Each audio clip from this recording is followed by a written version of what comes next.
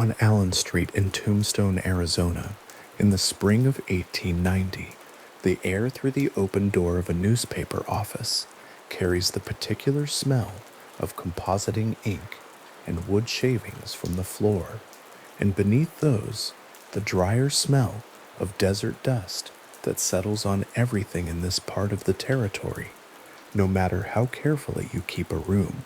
The Tombstone epitaph occupied a two-room building on that street. The press stood in the back room, iron and heavy, and in the front room a compositor's table held the galleys and the rules and the shallow trays of movable type that by the end of a working day had been arranged into something the world would read over coffee the following morning. This was not a large operation. It had never been a large operation. But by 1890, it was an established one, with a circulation that reached across the Arizona territory and a reputation built over a decade of territorial journalism that had covered everything from Apache campaigns to mining disputes to the particulars of the gunfight that had made the town's name. The paper had been founded on the 1st of May, 1880, by John Philip Clum, a man whose career before newspapers had included a stint as a United States Indian agent at the San Carlos Apache Reservation and a term as mayor of Tombstone itself, and who had brought to the epitaph something of the administrator's habit of keeping a record. Clum's Tombstone had been in its earliest years a genuinely raucous place, a silver mining town at the height of its production, with a population that had swelled into the thousands and a street life to match. By 1890, the silver had thinned, the population had contracted. The gunfight in the vacant lot beside Camillus Fly's photography studio, the one that would later be named for the corral nearby and turn into one of the most written about 30 seconds in American frontier history, was already 9 years in the past, and the men who had been there were scattered or gone. Tombstone was quieter now. The epitaph had survived the town's contraction and continued to print, which was itself a form of institutional credibility. Not every paper in the territory managed it. John Philip Clum's desk sat near the window that looked out onto Allen Street. In the late afternoon, when the light came in from the west at a low angle, the window threw a pale rectangle across the floor. In the lower part of the desk were the dispatches and the wire reports accumulated during the day. The lamp on the desk burned low by that hour, not extinguished but turned down, because the window gave enough light to read the incoming pages that came in over the territorial telegraph, and by the slower route of the postal rider. On the desk beside the compositor's rule, a long flat strip of metal used to measure the depth of a column of type. There would have been, on most days, a stack of ordinary correspondence, the kind that made up most of what a territorial newspaper received. Notices from livestock men, assay reports from the mines, letters about water rights and disputed property, and the doings of the county commission. The stuff of a newspaper that was part of a working place, not a dramatic one. The issue that went to press in the last days of April 1890 carried that ordinary material. It also carried, in one of its interior columns, a description of something considerably less ordinary. The April 26th issue of the Tombstone Epitaph contained an article describing the killing by 2 ranchers of what the paper called a winged monster. The creature, according to the account as printed, measured approximately 92 feet in length. Its wingspan, as reported, was approximately 160 feet. Those numbers appeared in the column of type in the same plain compositing font as the livestock notices on either side of them, the same typeface, the same point size, the same unhurried horizontal lines of text running across the width of the column. Nothing in the typographical treatment of those measurements marked them as more significant than the surrounding material. They simply sat there on the page 92 feet and 160 feet, stated as plainly as a price per head of cattle or a depth in fathoms from a mine survey. The ranchers were described as operating in desert terrain, roughly 35 miles north of Tombstone. That would place them somewhere in the broad semi-desert grassland that stretched out from the town toward the Huachuca Mountains. The dark line of those mountains, visible on the horizon from almost anywhere in the flat ground, north of the San Pedro River, the distance to their slopes always a little farther than it appeared in the clear air. This was working land in 1890, not empty land. Men moved through it on horseback following cattle, following water sources, following the particular routines of ranching in an arid landscape, where the distances between reliable things, shade, water, corrals, were always measured carefully. The desert grassland in early morning in April, before the heat built, was the kind of place where sound carried oddly, where a zone-tailed hawk riding a thermal over the mesquite scrub was audible from a surprising distance, where the silence between sounds had a particular quality, dry and wide and entirely still.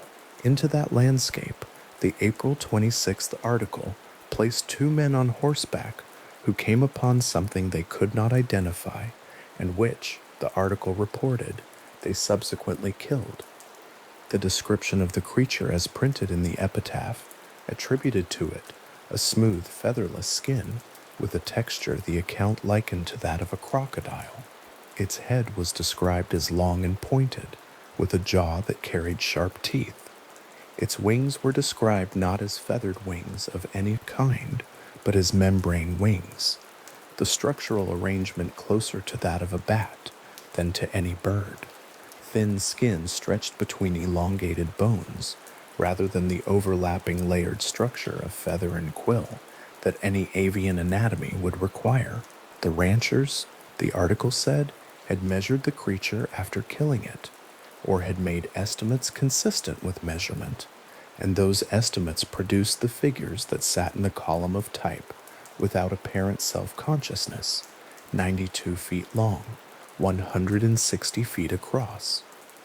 It is worth sitting with those numbers for a moment, not because they invite alarm or even immediate credulity, but simply because of the experience of reading them where they appear in a respectable territorial newspaper embedded in a column of ordinary frontier reportage, stated by a publication that had maintained its circulation and institutional standing for a decade. The Tombstone epitaph was not, by 1890, a sensational paper in the modern sense. It was a working newspaper of the Arizona Territory, and its April 26th issue was by all accounts an ordinary issue. The measurements were extraordinary. The context in which they appeared was not. Researchers examining the epitaph's reportage in the context of frontier journalism have noted that the article shares certain structural features with a particular genre common to the newspapers of that era in the American West. The tall tale was a recognized literary and journalistic form in the latter half of the 19th century, a mode of storytelling that occupied a distinctive middle ground between outright fiction and factual reportage, taking as its raw material the scale and strangeness of the Western landscape, and using that scale to produce accounts whose dimensions strained credulity in ways that were understood in certain journalistic cultures as a form of entertainment as much as information. These accounts characteristically featured extreme physical measurements, loosely identified witnesses who could not easily be tracked down for follow-up questions, and a narrative register that inclined more toward the momentum of a good story than toward the careful establishment of verifiable facts. The 1890 Epitaph article, as examined by historians and researchers including Jerome Clark and Loren Coleman in their respective bodies of work on cryptozoological and anomalous phenomena, shares these features in ways that the scholarship has noted without treating as fully explanatory. The genre was real. The article fits the genre in several respects. Those two things together do not resolve the question of what the article was reporting, if anything. The physical landscape around Tombstone in those years was genuinely strange by the standards of what most newspaper readers anywhere would consider ordinary terrain. The semi-desert grassland of Cochise County in the spring carried a quality of light and distance that was unlike almost anything in the eastern United States. Where most of the epitaph's peer publications were produced, and where most of the theoretical frameworks for assessing frontier newspaper content had been developed. Animals that were real but unfamiliar to recent arrivals, Gila monsters, javelinas, the enormous American white pelicans that appeared on their migration routes through the territory, sometimes generated accounts that strained the credulity of readers who had not been there and had no context for the variety of living things that inhabited that landscape. The extraordinary was not uncommon in the pages of Western territorial newspapers for this reason. The landscape was providing material that the tall tale tradition had simply learned to amplify. Whatever the article's origins and register, its measurements were printed, its distribution was wide, and the issue dated April 26, 1890, went out into the Arizona Territory and beyond. It was read. It was discussed. It was, in the way that striking things printed in a widely circulated paper inevitably were in that era, passed along and referred to in subsequent weeks and months by people who had seen it and people who had heard about it from someone who had. The story of the two ranchers and the enormous winged creature they had killed and measured in the desert north of Tombstone entered the circulation of things known and remembered in the American Southwest, and from there it moved, slowly, into a wider circulation that would eventually carry it across many decades. The compositing table in the back room of the Epitaph office held in late April 1890 the galleys for the issue being prepared. The trays of movable type contained, somewhere in their arrangement, the slug of type that would produce the column carrying the article about the winged monster. The characters for 92 feet and 160 feet sorted into their correct positions in the compositing stick, held there by the compositor's metal rule, waiting for the press run that would transfer them to newsprint in an ink impression that would dry quickly in the dry desert air and then be folded, stacked, addressed, and dispatched. The physical act of printing the article was no different from the physical act of printing any other article in that issue. The press did not distinguish between a measurement it could account for and a measurement it could not. It transferred ink to paper. It produced a newspaper. The newspaper was read. What the April 26th issue of the Tombstone Epitaph did not contain was a photograph. There was no woodcut reproduction of an image. There was no caption beneath an illustration. There was no reference in the text of the article itself to a camera having been present, to a photograph having been taken, to any visual record of the creature beyond the verbal description printed in the column. Jerome Clark, whose work on anomalous phenomena and cryptozoological history is among the most rigorously documented in the field, examined this article in the context of the broader Thunderbird case and established clearly that the original printed source, the primary document, the thing that actually exists in archived issues of the Tombstone Epitaph, contains no mention of a photograph. Loren Coleman, whose own body of research on cryptozoological sighting cases and their documentation is among the most extensive compiled in North America, reached the same conclusion through the same process of going to the source and reading what was actually there. This is a specific and documented absence. It is not a conclusion drawn from inference or interpretation.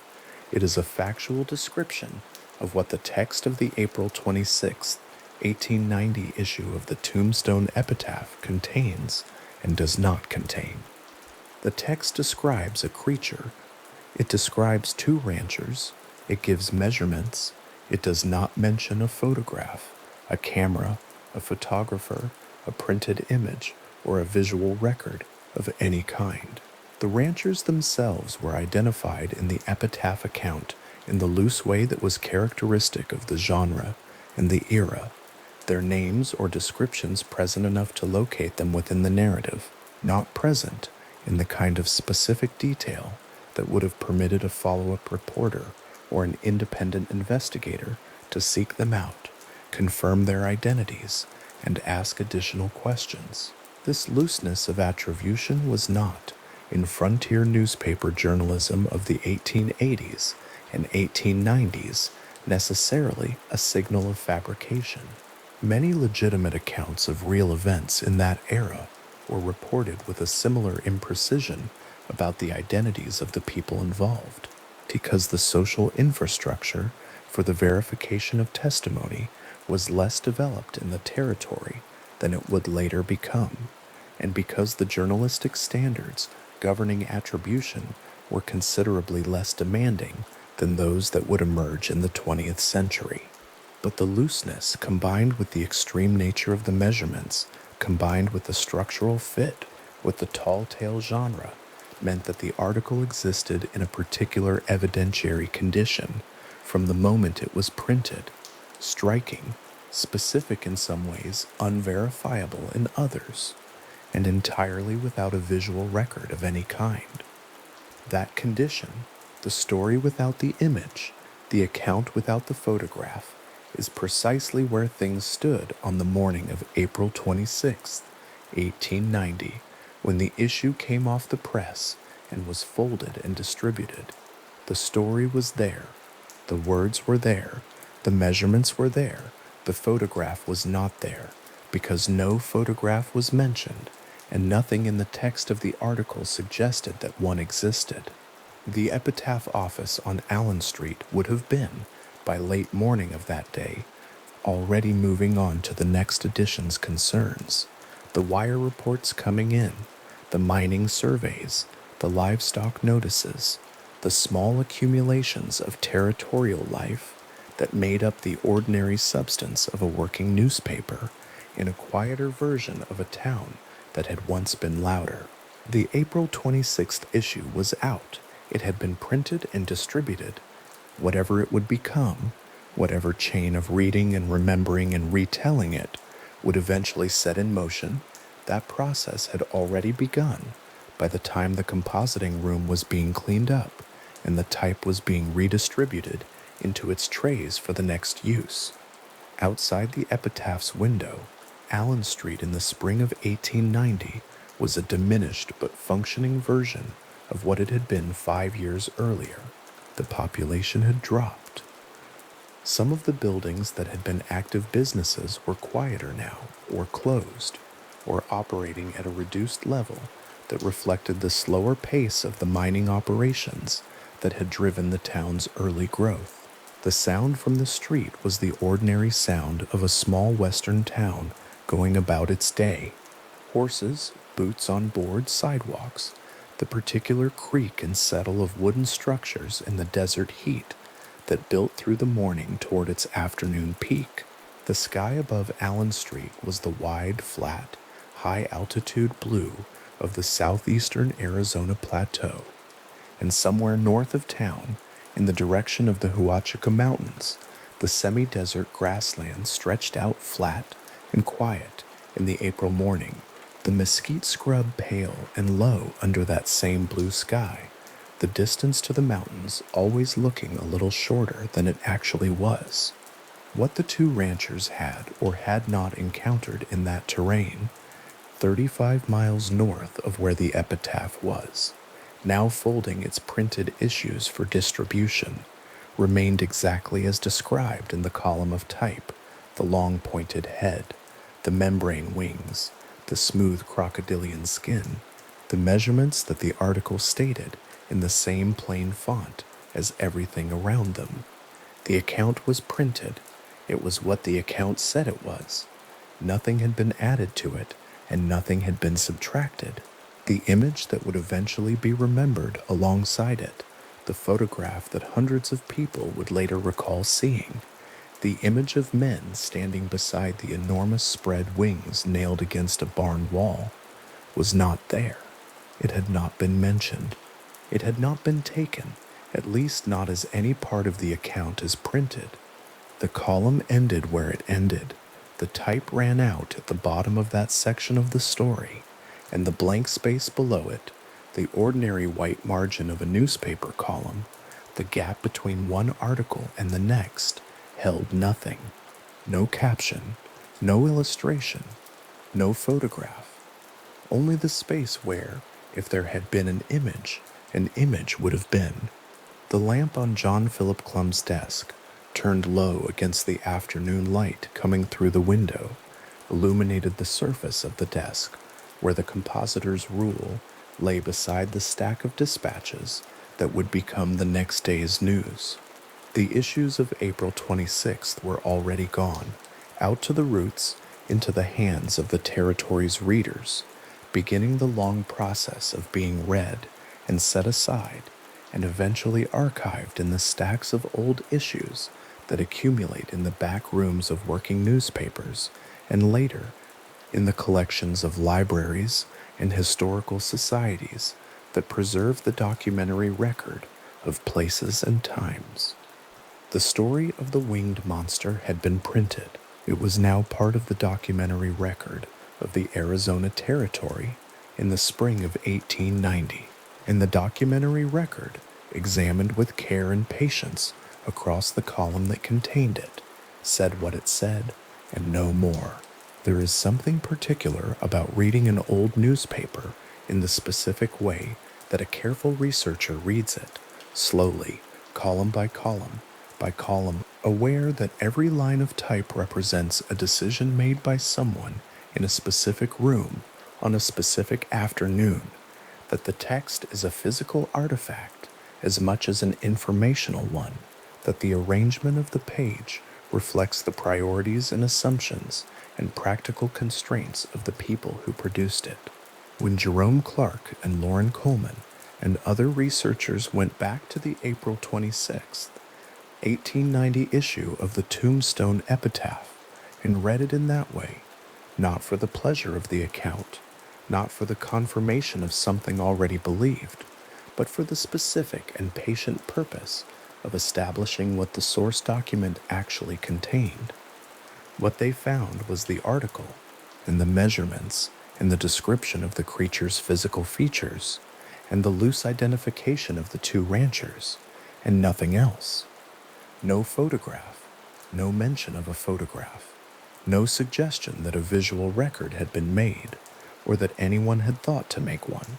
The article occupies its column of type on the page of the April 26th issue, with the same visual weight as the material around it. The numbers, 92 feet, 160 feet, sit in their typeset forms between sentences with the same horizontal regularity as every other number in every other article in that issue. They are, in the physical sense, just type on a page. They were set by a compositor's hands, locked into the galley, transferred to the press, transferred to newsprint, dried and distributed. They say what they say.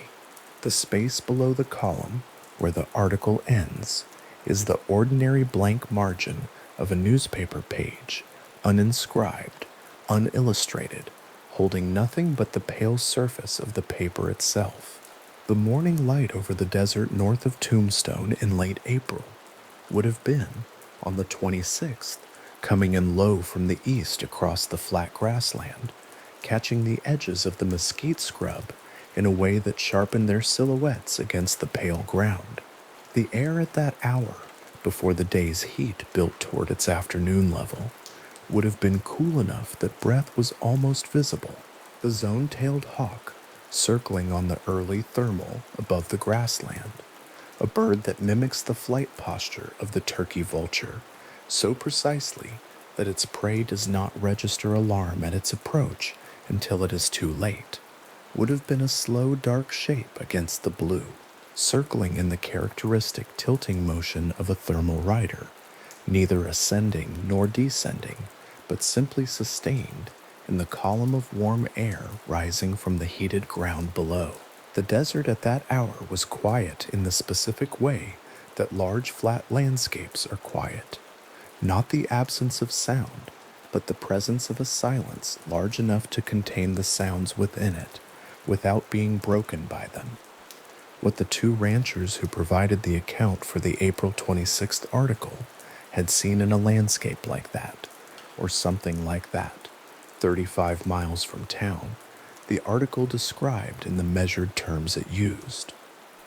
What it did not describe, at any point in its text, was a photograph.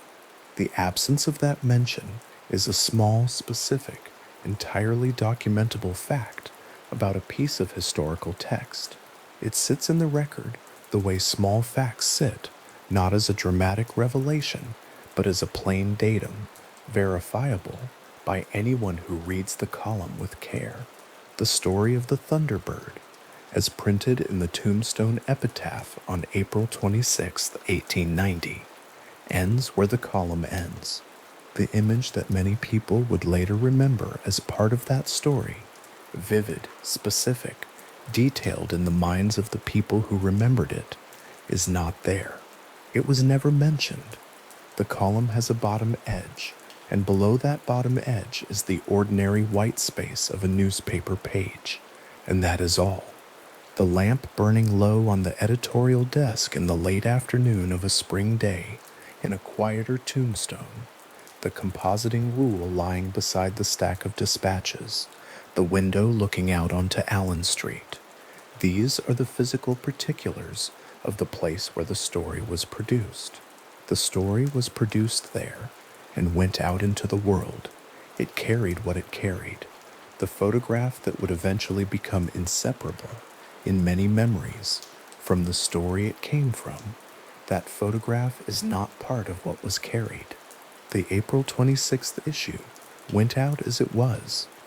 The record went forward as it was. And the blank space at the bottom of the column where an image might have been remained, as it had always been, simply the margin of an old newspaper page, pale and uninscribed, holding nothing. Ivan Sanderson described a photograph. He described it more than once, across letters and conversations spanning several years in the early 1960s, and the description he gave was consistent and specific in a way that suggested not speculation, but memory. A row of men standing alongside something enormous, wings outstretched, the scale of the creature made visible by the figures of the men beneath it. Sanderson was a trained naturalist, the founder of the Society for the Investigation of the Unexplained, a man professionally accustomed to distinguishing between what he had actually observed and what he had only heard described.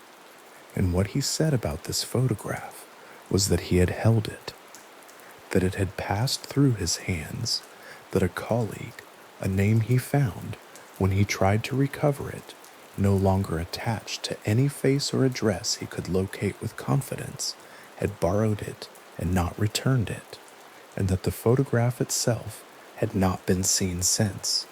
The image he described was not vague. That is the first thing worth holding clearly. Sanderson did not say he remembered something like a photograph, or that he believed a photograph may have existed. He described the visual content of a specific image with the particular kind of confidence that belongs to someone reconstructing from direct experience rather than from hearsay. There was a barn wall in the background, or a structure of some kind with horizontal wooden planking. The men were in period clothing. Their posture was the relaxed, upright posture of people accustomed to being photographed beside something they had killed, which was a familiar documentary gesture in the late 19th century American West when hunters and ranchers recorded notable kills with a camera as a matter of course. The creature was dark and it was wide, and the men standing beneath the spread of its wings were made to look small by comparison in a way that communicated scale more effectively than any written measurement could. By the time Sanderson spoke and wrote about this photograph, it was already gone. The borrowing had already happened. The colleague had already become uncertain. The photograph existed in the mid-1960s, not as a physical object anyone could examine, but as something Sanderson carried in his memory, detailed and specific, and unverifiable, like a document that has passed out of the archive and into the category of things known only through the testimony of those who once held them. The story of how a photograph that one man remembered came to be remembered by thousands of people who had never met him moves through a very specific set of publications across a very specific period of years. And those publications are still findable, their pages still intact, their words still legible. The chain is not mysterious, it is traceable. What makes it interesting is not that the memory spread. Memories do spread through publication and conversation and the accumulation of shared cultural reference, but that the memory spread in such a way that it arrived in each new mind already detailed, already visually specific, already carrying the quality of personal experience rather than borrowed description. In 1963, a writer named Jack Pearl published an article in Saga magazine. Saga was a widely circulated American publication aimed at a male readership and built around adventure, history, and the broader category of remarkable things that had happened in the world. And by 1963, it had been running for roughly 15 years and had accumulated a readership in the hundreds of thousands. Pearl's article addressed the Tombstone Thunderbird story directly, setting out the historical account, the frontier newspaper record, the dimensions of the creature that had reportedly been shot by two ranchers in the Arizona desert in the spring of 1890. It described in prose rather than in any reproduced image a photograph of the creature displayed on the side of a barn, men standing alongside the outstretched wings, the image hung or pinned against wooden planking, weathered pale by sun and dry air. The article did not reproduce the photograph, it described it, and in describing it with enough visual specificity that a reader's imagination could construct a clear and detailed picture without ever seeing the image itself, it did something that printed text in a high circulation publication is quite capable of doing. It planted a version of the image in the minds of readers who encountered it, not a vague suggestion, a specific scene, men, wings, a barn wall, a sense of scale that made the creature's size felt through the diminished figures of the humans standing beneath it. Saga's readership was not a small or localized group. Issues passed between households, sat in waiting rooms, were carried on long train journeys, and read in the particular absorbed way that mid-century Americans read their magazines, fully, from cover to cover, in a single unhurried sitting. An article read that way, in that register of attention, leaves a particular kind of residue in memory, not filed under things someone told you, filed under things seen. The prose description of a visual image encountered in that state of relaxed absorption can settle into long-term memory in a form that is not easily distinguished from the memory of having looked at an actual picture. Jerome Clark, one of the most careful and thorough historians working in the field of cryptozoological and anomalous phenomena research, examined the Thunderbird photograph question directly and at length.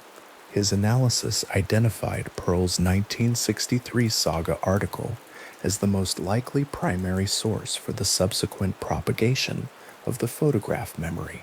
Clark's framing was careful on this point. He was not suggesting that saga readers fabricated their recollections or that they were careless or credulous. He was identifying a mechanism by which a specific and detailed description of a visual image broadcast through a high circulation publication to a large and attentive readership could generate a body of personal memories that felt experiential rather than textual. The readers were not lying. They had read something, and the reading had become, in the particular way that certain readings do, a kind of seeing. This distinction between reading a description so vivid and specific that it plants itself in memory as image rather than as text is not a fringe proposition. It sits within a well-documented area of memory research concerning source monitoring, the cognitive process by which memories are tagged with their origin, and the conditions under which that tagging fails or becomes unreliable. A vivid prose description encountered in a state of relaxed engagement, with enough visual specificity to activate the same mental processes engaged by actual perception, can enter long-term memory with its source tag either absent or misattached. The memory is real. The experience it records is real. What it records is the reading, not the seeing, but that distinction in long-term storage does not always survive. Clark himself used a term for what had occurred in the Thunderbird photograph case. He described it as a pre-digital form of collective false visual memory. The language was precise. The memory was collective, shared across a large number of independent individuals who had no direct contact with each other. It was visual, experienced, and reported as the memory of having seen an image rather than having read a description of one.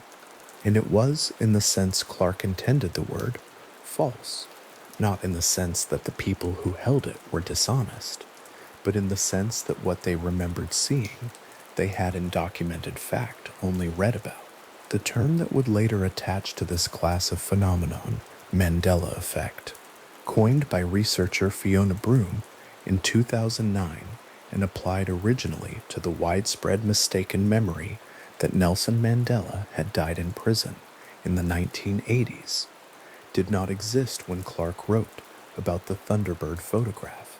But when internet-era commentators began examining and cataloging instances of the Mandela effect, beginning around 2015, the Thunderbird photograph was among the cases retroactively incorporated into the discussion. It stood as an early and well-documented example of something that would later acquire a popular name and a large online community of people examining it. The phenomenon of a specific, detailed, visually concrete memory shared independently across a large number of people that cannot be traced to any verifiable source. The retroactive application of that framework to the Thunderbird photograph is useful not because it settles anything, but because it places the case within a recognizable category, a category with other members, examined by other researchers from other angles. The Thunderbird photograph was not an isolated curiosity. It was, it turns out, an early instance of something that happens, something with identifiable mechanisms, identifiable conditions, identifiable characteristics, that does not resolve the question of whether the photograph ever existed. It locates the question in a landscape that is larger and better mapped than it might otherwise appear. Fate magazine entered the Thunderbird photograph investigation through a different channel than the one Pearl had opened. Where Pearl's saga article had reached a broad general readership with a prose description of the image, Fate was a specialist publication read by people already attentive to anomalous and unexplained phenomena, already disposed to take seriously the possibility that the world contained things that mainstream documentation had failed to capture. Fate had been running since 1948, and by the 1960s had established itself as one of the longest-running and most broadly read American publications in the paranormal field. Its subscriber base spread across the country, and its editorial posture one of interested, careful investigation rather than credulity or dismissal. Beginning in the 1960s and continuing into the 1970s, Fate conducted what amounted to a sustained, multi-issue public solicitation. The question put to readers across several issues was straightforward. Did anyone have the photograph, or know where it could be found, or remember where they had seen it? The solicitation was serious in its intent. Fate was not running a speculative feature or inviting general reflection on the Thunderbird story. It was conducting an investigation into the whereabouts of a specific physical object, a photograph that a credible witness had described from direct experience, that a widely read article had described in specific visual terms, and that no one currently possessed or could point investigators toward finding. The responses arrived in quantity.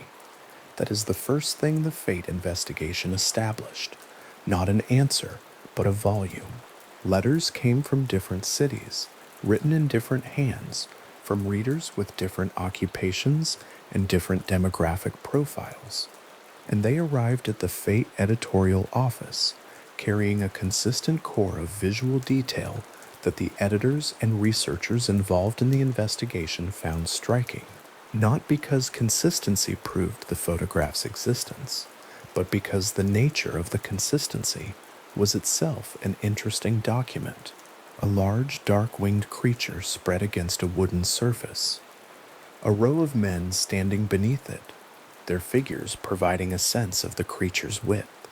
Wide-brimmed hats, arms at sides, the horizontal grain of weathered wood running behind the men and the creature both. These were the details that recurred. Not in every letter, not every respondent supplied every element, but across the body of responses as a whole, these were the features that appeared and reappeared with the particular frequency that distinguishes a stable shared image from the natural variation of independent imagining. If each respondent had been constructing an image independently from scratch, the diversity of detail would have been greater. The convergence on specific visual elements pointed not toward fabrication, but toward a common source, some shared point of reference from which the consistent version of the image had spread.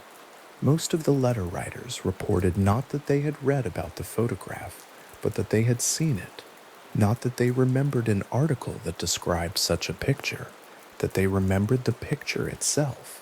The distinction was important to them, and they made it clearly and specifically in their letters. One respondent remembered seeing it in a magazine, though could not name which one with certainty. Another remembered it from a book, a detail that did not match any verified publication. Several remembered it from childhood, which placed their claimed encounter with the image at a time before the saga article had been published, a temporal wrinkle that the investigation noted and did not resolve.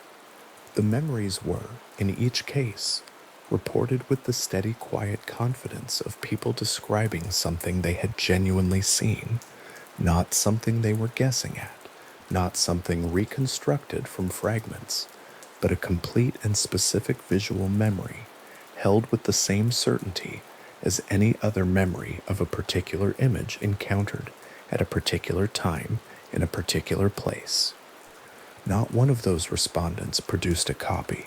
Not one could point investigators toward a verifiable archived copy in a named publication, a named collection, a named institution. Not one offered a source that another researcher could locate and confirm. The letters accumulated on an editor's desk as a body of genuine testimony, precisely consistent in its visual core, and entirely without the one thing the investigation needed most, a physical object or a documented source that the memory could be traced back to. Fate's investigators worked the question from multiple angles across multiple years. The Tombstone epitaph archives were consulted, with researchers going through the relevant issues frame by frame on microfilm readers in library archive rooms, looking at each column twice, checking every photograph caption and every woodcut illustration. The April 1890 issues were examined with care. The article describing the creature was there, as it had always been, its measurements plain in the typeset column, its account of the two ranchers and the desert and the strange creature they had shot, sitting quietly between livestock notices and a mining report. What was not there was any reference to a photograph, any caption indicating that an image had been taken or printed, any mention of a camera or a photographer, or any visual record of the creature beyond the written description. The original source of the entire story contained no photograph and no reference to one. The article had always been imageless. The image had come from somewhere else, or it had come from nowhere at all. Ivan Sanderson's account continued to sit at the center of the investigation as the one piece of testimony that most directly claimed first-hand experience of the physical photograph. He had held it, he had looked at it, he had formed a detailed visual impression of its content that remained clear and specific in his memory across the years that followed.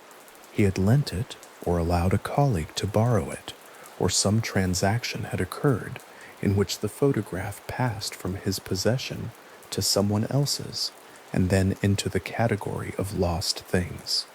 Sanderson was not a careless or dishonest witness.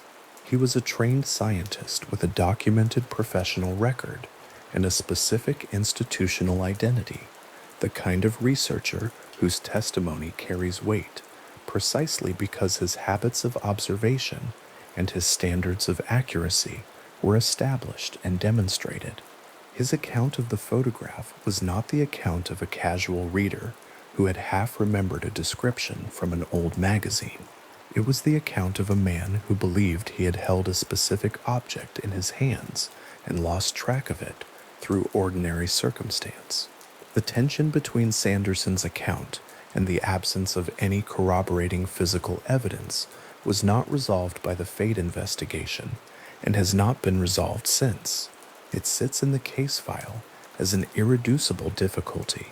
Either Sanderson had the photograph and lost it, in which case the object once existed, and its disappearance is a simple matter of an unreturned loan becoming permanent, a thing that happens routinely and without drama in the lives of everyone who has ever lent something to someone who did not bring it back, or the photograph existed in Sanderson's memory in a form that felt like physical experience, but was not, which would make his testimony a very early instance of exactly the kind of vivid false visual memory that Fate's reader letters subsequently illustrated in such quantity. Either possibility is a real one, neither has been established. The investigation documented the difficulty and eventually continued without arriving. The people who wrote to Fate magazine across those years were not, collectively, an unusual or self-selected group in any way that would explain the consistency of their shared memory. They were the ordinary subscribers of a publication with a broad national readership, and they wrote their letters from their homes in whatever city or town they lived in, and they described what they remembered with the specificity and the certainty of people who had no reason to doubt that what they were describing was simply a matter of straightforward documentary recollection. Some of them had presumably read Pearl's saga article or something like it. Some of them had presumably heard the story from other sources that have not been specifically identified. Some of them were perhaps operating primarily on the strength of Sanderson's published and spoken accounts, which had circulated in the investigative community, and beyond it, through channels that the historical record does not fully trace. And some of them may have been carrying a memory whose origin was genuinely unclear to them, a thing seen once and filed without a careful note of where or when or in what context, so that by the time they came to write about it, the source had dissolved and only the image remained. There is something in the quality of those letters that the fate investigation preserved without fully accounting for the steadiness of the writers, the absence, across a substantial body of correspondence, of hedging or uncertainty, or the careful qualifications that people tend to add when they are not entirely sure of what they remember. The writers were sure. They remembered a photograph. They described it. They offered their memories as useful data for an investigation into a straightforward question about a physical object's whereabouts, or ched, and the confidence with which they did so was not the confidence of people who had been talked into believing something, but the confidence of people reporting direct perceptual experience. The investigation could not confirm what they reported. It also found nothing in the character of the responses that explained the consistency of the visual content in terms of direct communication between respondents, or any organized effort to construct a shared account. The letters came from different cities, from people who did not know each other, describing the same image with the same quiet certainty that the photograph was real, that they had seen it, and that finding it should be a straightforward matter of locating the right archive. The photograph was not found. That remains the documented conclusion of every investigation that has taken the question seriously, including Fate's sustained multi-issue effort. What was found in the course of that investigation was something that the question itself had generated, a body of independent testimony, spread across geography and time, sharing a visual core consistent enough to suggest a common point of origin, without that origin being identifiable in any surviving physical document. That is an interesting finding, even if it is not the finding the investigation was looking for. It describes something real about the way images move through a culture and leave traces in memory that can outlast any original physical evidence of their passage. The stack of reader letters that Fate received across those years was not discarded when the investigation failed to locate the photograph. It was kept, filed.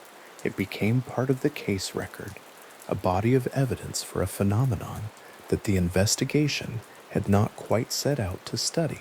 Not evidence that the photograph existed, evidence that a very large number of people remembered it with a very specific and consistent set of visual details, and with a confidence that did not diminish in response to the absence of any physical object that would confirm their recollection. Those letters sat in the editorial archive as the accumulated record of a question that had drawn genuine and serious responses from a genuinely broad public and had remained, at the end of all of it, technically open. The photograph had not been found. The people who remembered it had not been shown to be mistaken in any way they could accept or that the investigation could demonstrate. The case file remained labeled. The file remained filed.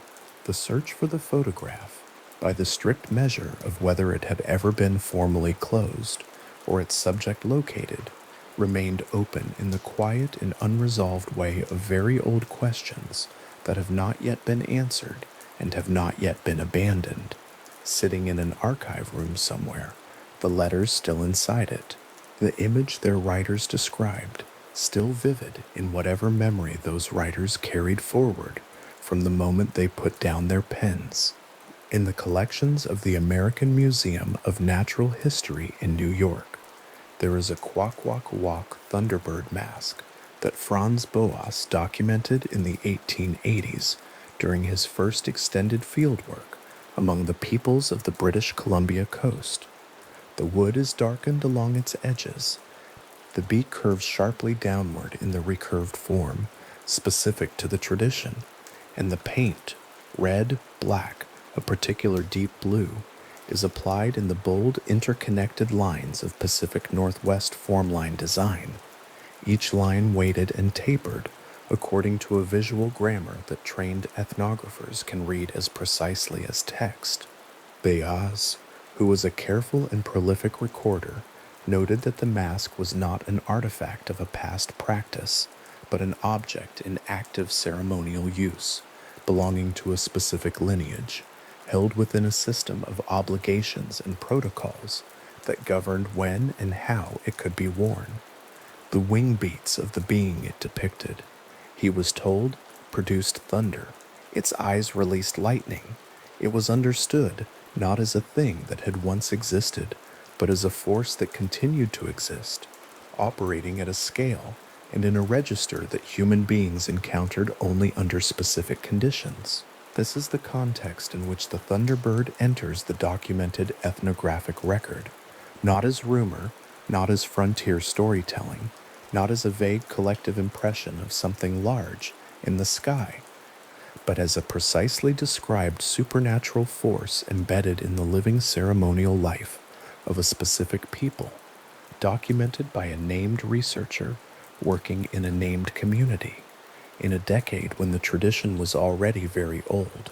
The Kwakwak of British Columbia had been maintaining and transmitting this knowledge for generations before Boas arrived with his notebooks. What he recorded was not the origin of the tradition, but a single moment of contact with something that had been continuous long before he came, and would continue long after he left. The mask itself carries specific information, its proportions, the particular weight of its formline lines, the way the recurved beak relates to the plane of the face. These are not decorative choices, but formal decisions governed by a visual system unique to Pacific Northwest coast carving traditions, a system that encodes genealogical and historical information in a form that trained eyes can read and attribute to specific lineages and specific periods.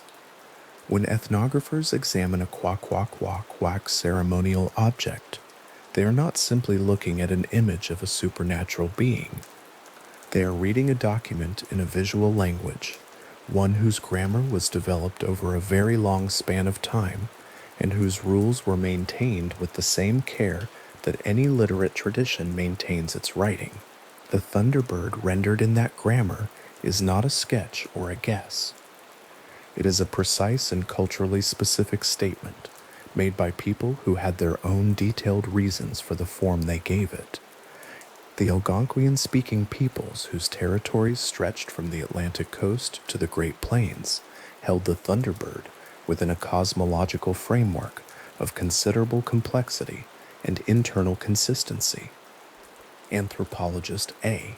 Irving Hallowell, whose fieldwork among the Ojibwe extended across several decades of the mid-20th century, documented in careful detail the role the Thunderbird, known to the Ojibwe as Anamikig or sometimes Benesi, played in an ongoing relationship between two opposing forces. On one side, the Anamikig, on the other, the great horned serpent, also known as the underwater panther, a being associated with the depths of lakes and the powers that moved beneath the surface of the world. The storms that moved across the Great Lakes region, Hallowell documented, were understood as episodes in the continuing battle between these two forces, the Thunderbird descending from the sky to engage what rose from the water below. A summer storm over a Great Lakes lake, the particular quality of light that precedes it, the way the water goes flat and dark before the wind arrives, the silence that falls in the interval between the first darkening of the sky and the first sound of thunder, was not a meteorological abstraction, but a moment in an ongoing narrative, one that the Ojibwe understood. They were witnessing from the margins of something much larger than any individual storm. Hallowell was attentive to the distinction between what he was documenting and what he might too easily impose on the material. He was careful not to reduce the Anamiki to a personification of weather, a move that would have flattened the tradition into a kind of primitive meteorology, which is not what he found. What he found was a being with specific moral and protective attributes, one whose relationship to human beings was understood in ethical terms. The Animiki protected humans. Specifically, the Animiki protected humans from the malevolent powers of the underwater realm, from the great horned serpent and the forces associated with it, forces understood to be dangerous and predatory and capable of pulling human beings downward into the depths. The Thunderbird's conflict with these forces was not a spectacle that humans watched from a safe distance. It was a form of protection that humans lived inside, whether they fully understood it or not. Henry Rowe Schoolcraft had encountered and recorded Ojibwe Thunderbird accounts at an earlier period, publishing detailed descriptions in his 6-volume Historical and Statistical Information respecting the history, condition, and prospects of the Indian tribes of the United States, issued in installments between 1851 and 1857. Schoolcraft's method and interpretive framework were different from Hallowell's, and the limitations of his approach have been noted by scholars who came after him, but the accounts he gathered are specific and detailed enough to establish that the Ojibwe understanding of the Animiki was already internally consistent, already rich with particular attributes and particular relationships at the midpoint of the 19th century. The being Hallowell documented in his mid-20th century fieldwork was recognizably the same being Schoolcraft's informants had described a century earlier, which is itself evidence of the tradition's continuity and its capacity for transmission across time without losing its defining characteristics. The surface of a Great Lakes lake in the first moments of a summer storm has a particular quality that anyone who has sat at its edge knows and does not easily forget.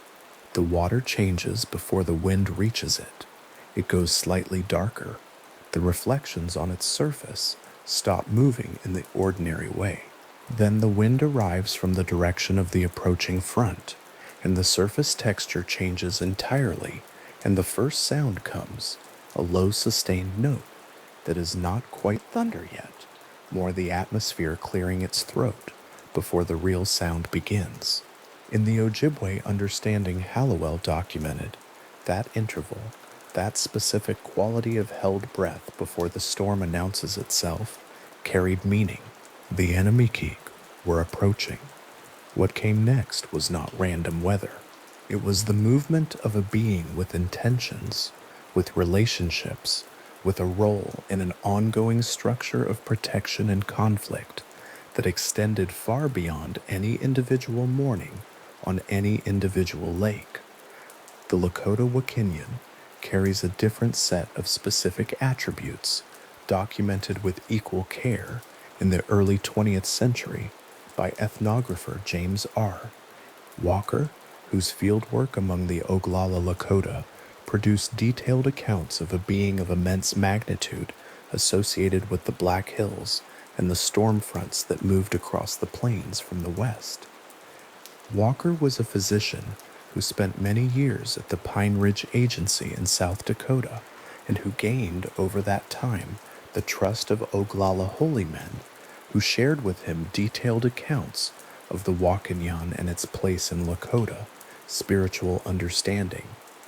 His field notebooks record the handwritten Lakota terms for the Wakinyan's features beside their English translations, the pencil marks still legible in the archive copies that subsequent researchers have examined, and the descriptions they contain build a being that is simultaneously of enormous physical scale and of specific spiritual significance, the two dimensions not in tension with each other, but understood as aspects of the same reality.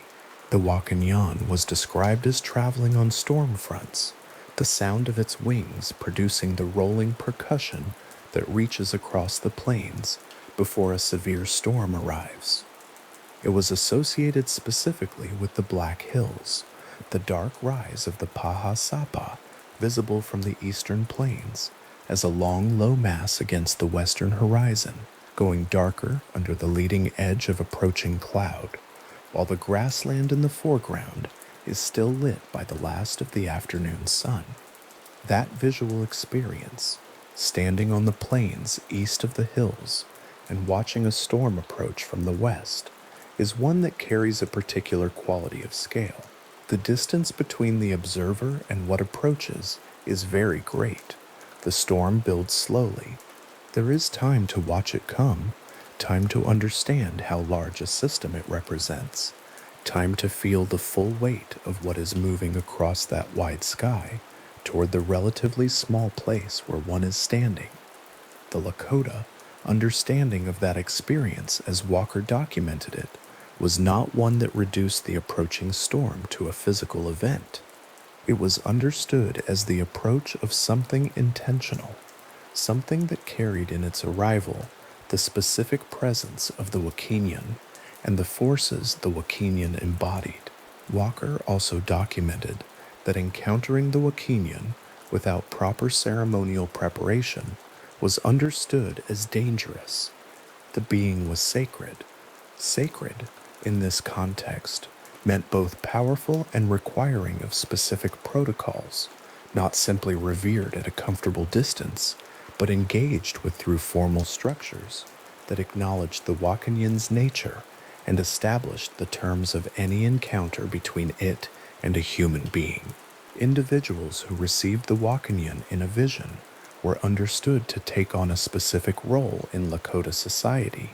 As a result, the Heyoka, the sacred clown, whose behavior expressed in inverted form the paradoxical nature of the being whose vision they carried. This was not an ornamental tradition. The role had specific social and ceremonial functions, specific obligations, and specific meanings that were recognized and legible to the community that witnessed it. The Wakinyan, in other words, was not simply a large supernatural bird. It was a being whose presence in a person's inner life produced specific outer consequences, consequences that played out in real social and ceremonial terms among real people in real communities over documented time. The Black Hills seen from the eastern plains on the approach of a storm are one of the more striking views available in the landscape of the American interior. And out.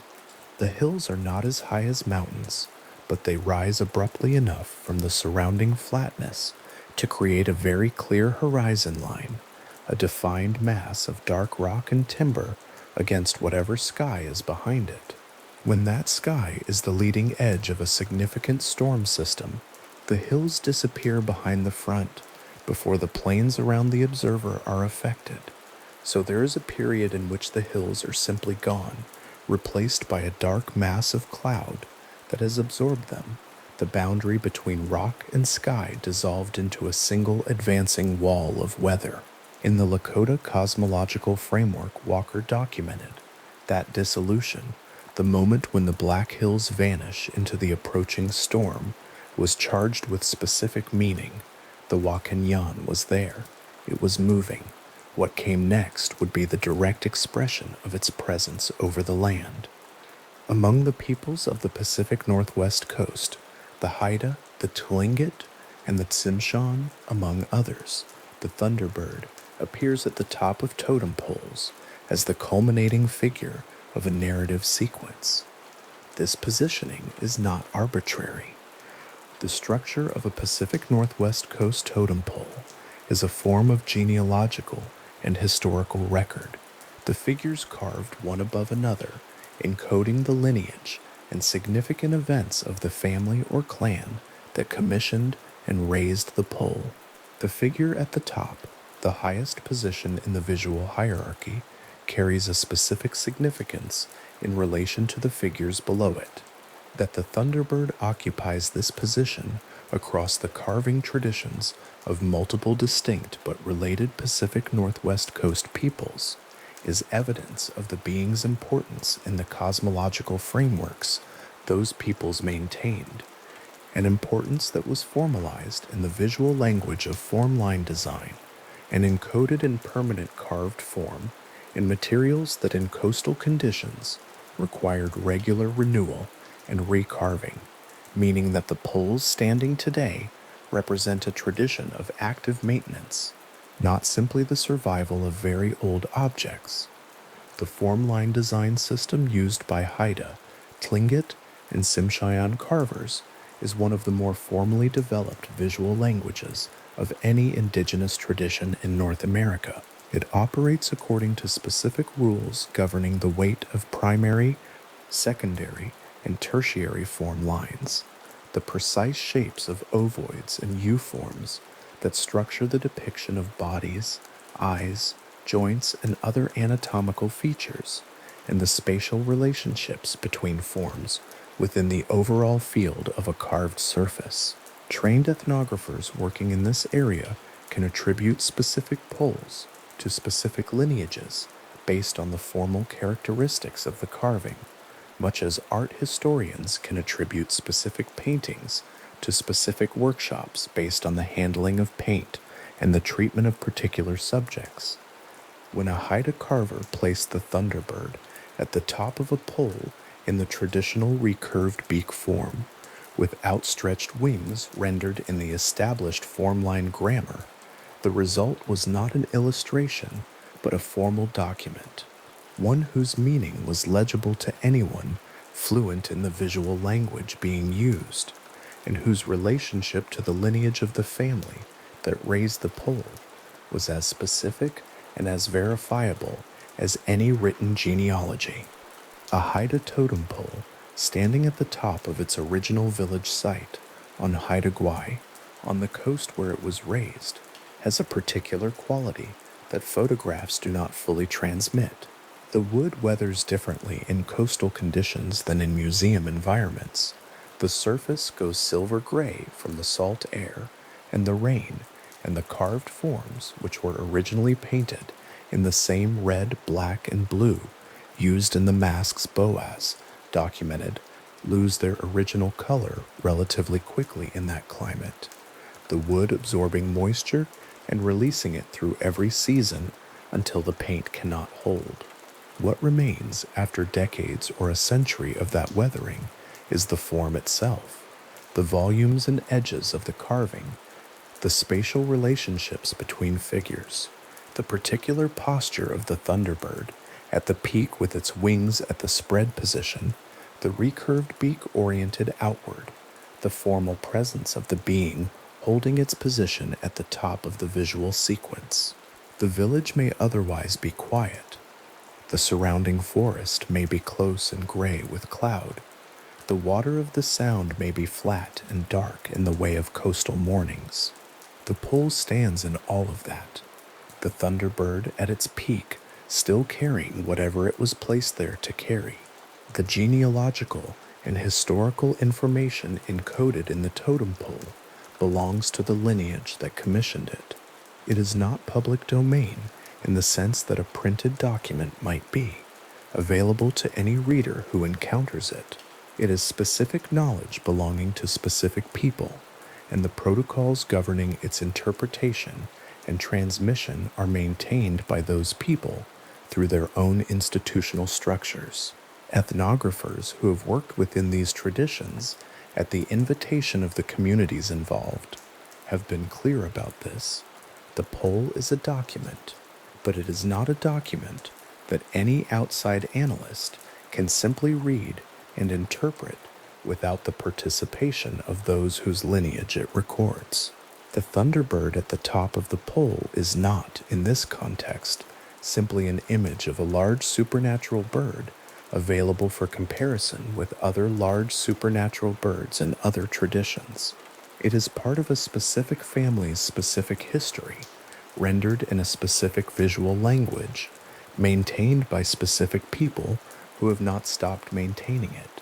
The living quality of these traditions is worth holding clearly as a fact, distinct from the more general question of whether large unknown birds exist or have existed in North America. The Quack Quack Quack ceremonial tradition documented by Boas in the 1880s is still alive. The Ojibwe understanding of the Animikai that Hallowell documented in the mid-20th century belongs to a community that continues to exist and to maintain its traditions. The Lakota ceremonial life that Walker documented at Pine Ridge, including the roles and obligations associated with the Wakanyan vision, has continued into the present, adapted and maintained by Lakota people who are not historical figures but living ones. These are not past traditions being examined for clues about a cryptozoological question. They are present traditions belonging to present people whose integrity and authority in their own right do not depend on any external question about the biology of large flying animals. The distinction matters because the temptation when gathering information about the Thunderbird from multiple sources across multiple traditions is to treat those sources as converging evidence for a single underlying reality, the large unknown bird, whose existence the indigenous traditions are seen as supporting from one angle and the cryptozoological sighting reports from another. This is a collapse that the traditions themselves do not authorize. The Anamiki of Ojibwe understanding is not simply a very large bird. The Wakanyan of Lakota understanding is not an especially dramatic version of an unidentified flying animal. The Thunderbird of Quack Quack Quack ceremony is not a folk memory of a pterosaur.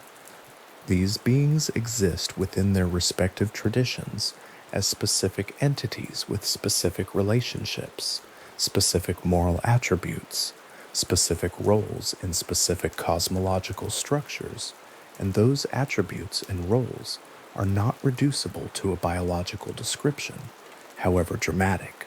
Across the form line depictions on Pacific Northwest coast poles and masks, across the oral accounts recorded by Schoolcraft and elaborated by Hallowell, across Walker's meticulous field notes from the Oglala Lakota interviews, that what emerges is not a single undifferentiated legend, but a series of distinct and internally consistent traditions that share certain broad formal features. The enormous sky being, the association with storms and weather, the capacity for power over natural forces, while differing substantially in their specific attributes, their cosmological contexts, and their social and ceremonial functions. These similarities are real and have been noted by researchers in comparative religion and anthropology for more than a century. They do not resolve into a single agreed explanation, and the researchers who have worked most carefully with individual traditions have generally been most cautious about the explanatory weight that broad comparisons can reliably carry. What they do establish, taken together, is that the figure of an enormous being in the sky, one whose movement through the upper atmosphere is understood as the source of thunder and lightning, one whose relationship to human beings carries moral and protective dimensions, one whose presence in the world is understood as ongoing rather than historical. This figure is not a curiosity confined to one people or one region.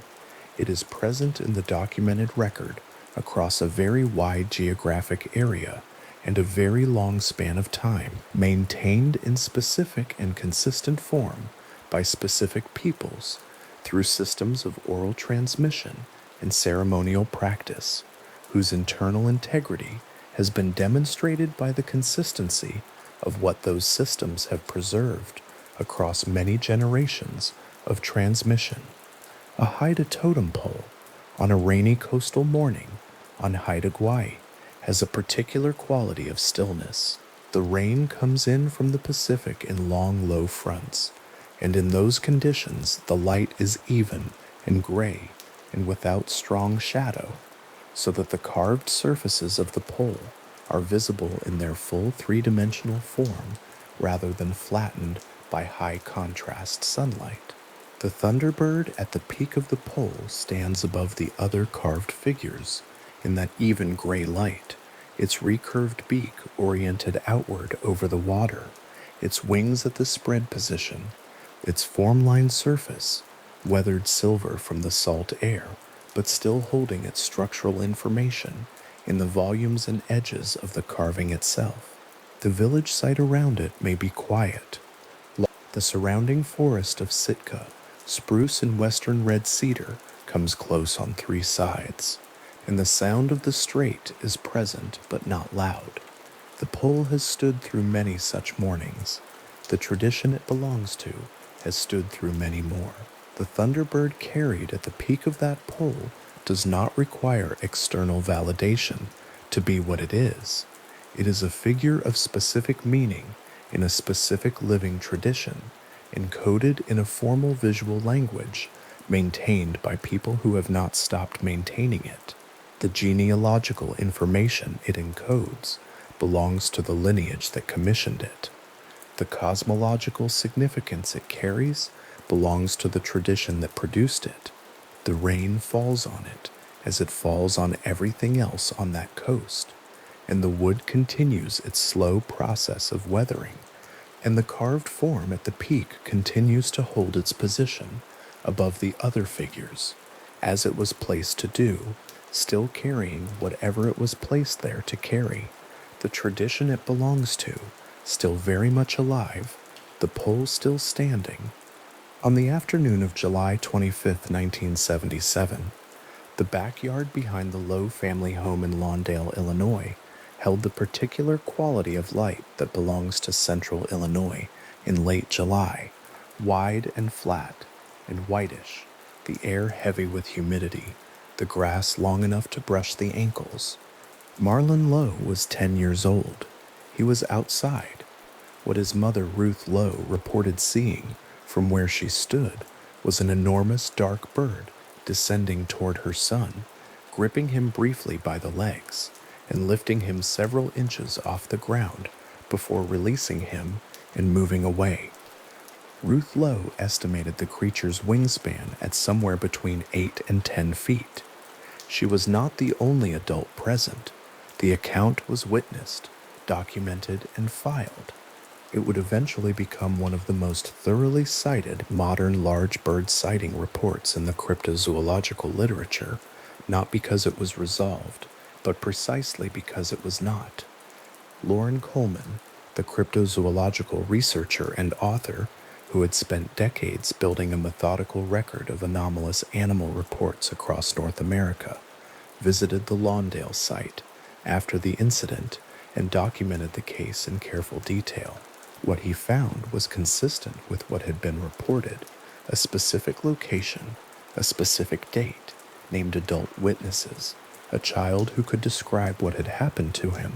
Coleman incorporated the Lawndale account into his broader body of documented large bird reports, not as confirmation of an unknown species, but as a data point, a real person, a real backyard, a real afternoon in central Illinois, that added one more precise and specific entry to a record that had been accumulating across decades and across a very wide stretch of North American geography. The case remained open. The field notes remained. The questions the case raised remained with them. What Coleman brought to cases like the one in Lawndale was a particular kind of investigative patience, a willingness to treat the reported encounter on its own terms without requiring it to resolve into either straightforward, natural explanation or confirmed cryptozoological discovery. The wingspan estimate from Ruth Lowe placed the creature well outside the expected range of any identified North American bird species. The largest confirmed flying birds in North America at the time of the incident, the California condor, the trumpeter swan, had documented wingspans reaching around 10 feet at the upper limit, making the Lawndale estimate possible but extreme. Coleman noted the details and held the case where it had to be held, at the edge of what the evidence established, rather than pushed past it in either direction. The Lawndale incident did not stand alone in the investigative record.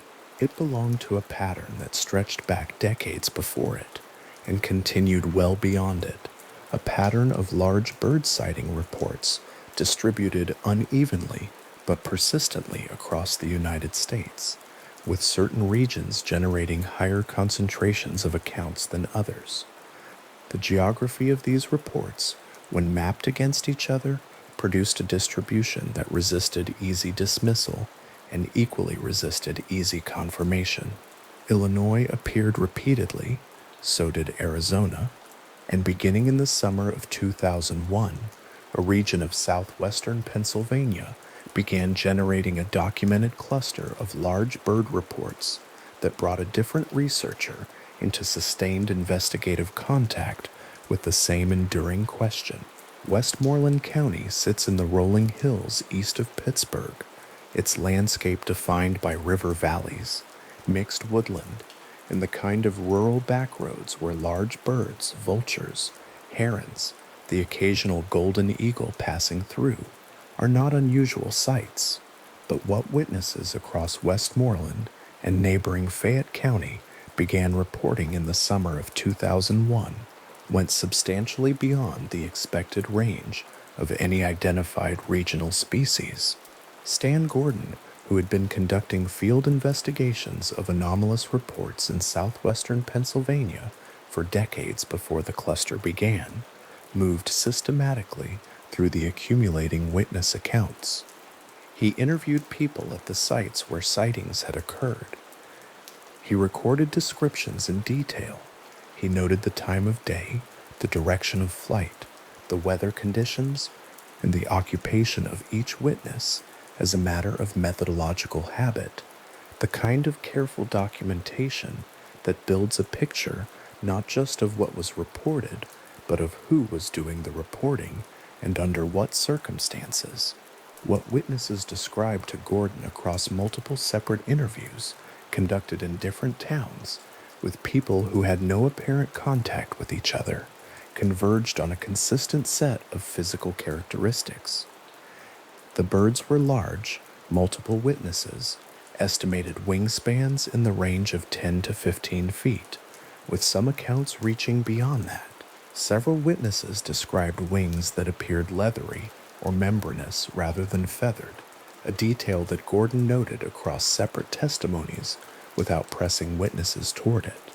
The creatures were typically described as dark in color, slow-moving when observed overhead, and largely silent. They were seen at various times of day and in various kinds of terrain. One account came from a driver on a rural highway. Another came from someone working in their yard. The common threads were the size and the wings, the particular quality of something overhead that was simply much larger than it should have been. Gordon compiled the accounts into a written database, organizing each entry by date, location, witness description, and any corroborating details that could be independently noted. The database was systematic in the way that good investigative fieldwork is systematic, not straining toward a conclusion, but building a record precise enough that other researchers could work with it.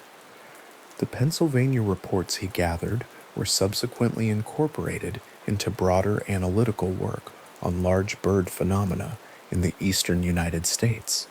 They joined the existing literature not as definitive evidence of an unknown species, but as what they were, a documented cluster of reported encounters gathered by a researcher with a long record of methodical fieldwork from a specific geographic region across a specific period of time with a remarkable degree of internal consistency across independent accounts. The question of what to make of such consistency was one that had occupied researchers across the second half of the 20th century without arriving at a satisfying resolution. Internal consistency in a body of witness reports is a real and documentable thing. It is also a thing that can arise for reasons that do not involve the independent observation of an actual object or creature. Shared cultural imagery, the mental picture of what a giant bird is supposed to look like, can shape descriptions in ways that are genuinely difficult to distinguish from the convergence that would arise from independent observation of the same physical phenomenon. Researchers working in this field were not unaware of this problem. It was part of what made the accumulation of reports interesting rather than simply conclusive. Mark A. Hall had spent years thinking carefully about these questions. His approach was systematic in a different way from Coleman's or Gordon's, where they focused primarily on field investigation of specific reported incidents. Hall moved toward a classificatory framework, an attempt to organize the full range of large unknown bird reports in North America into something that could be analyzed as a whole rather than case by case.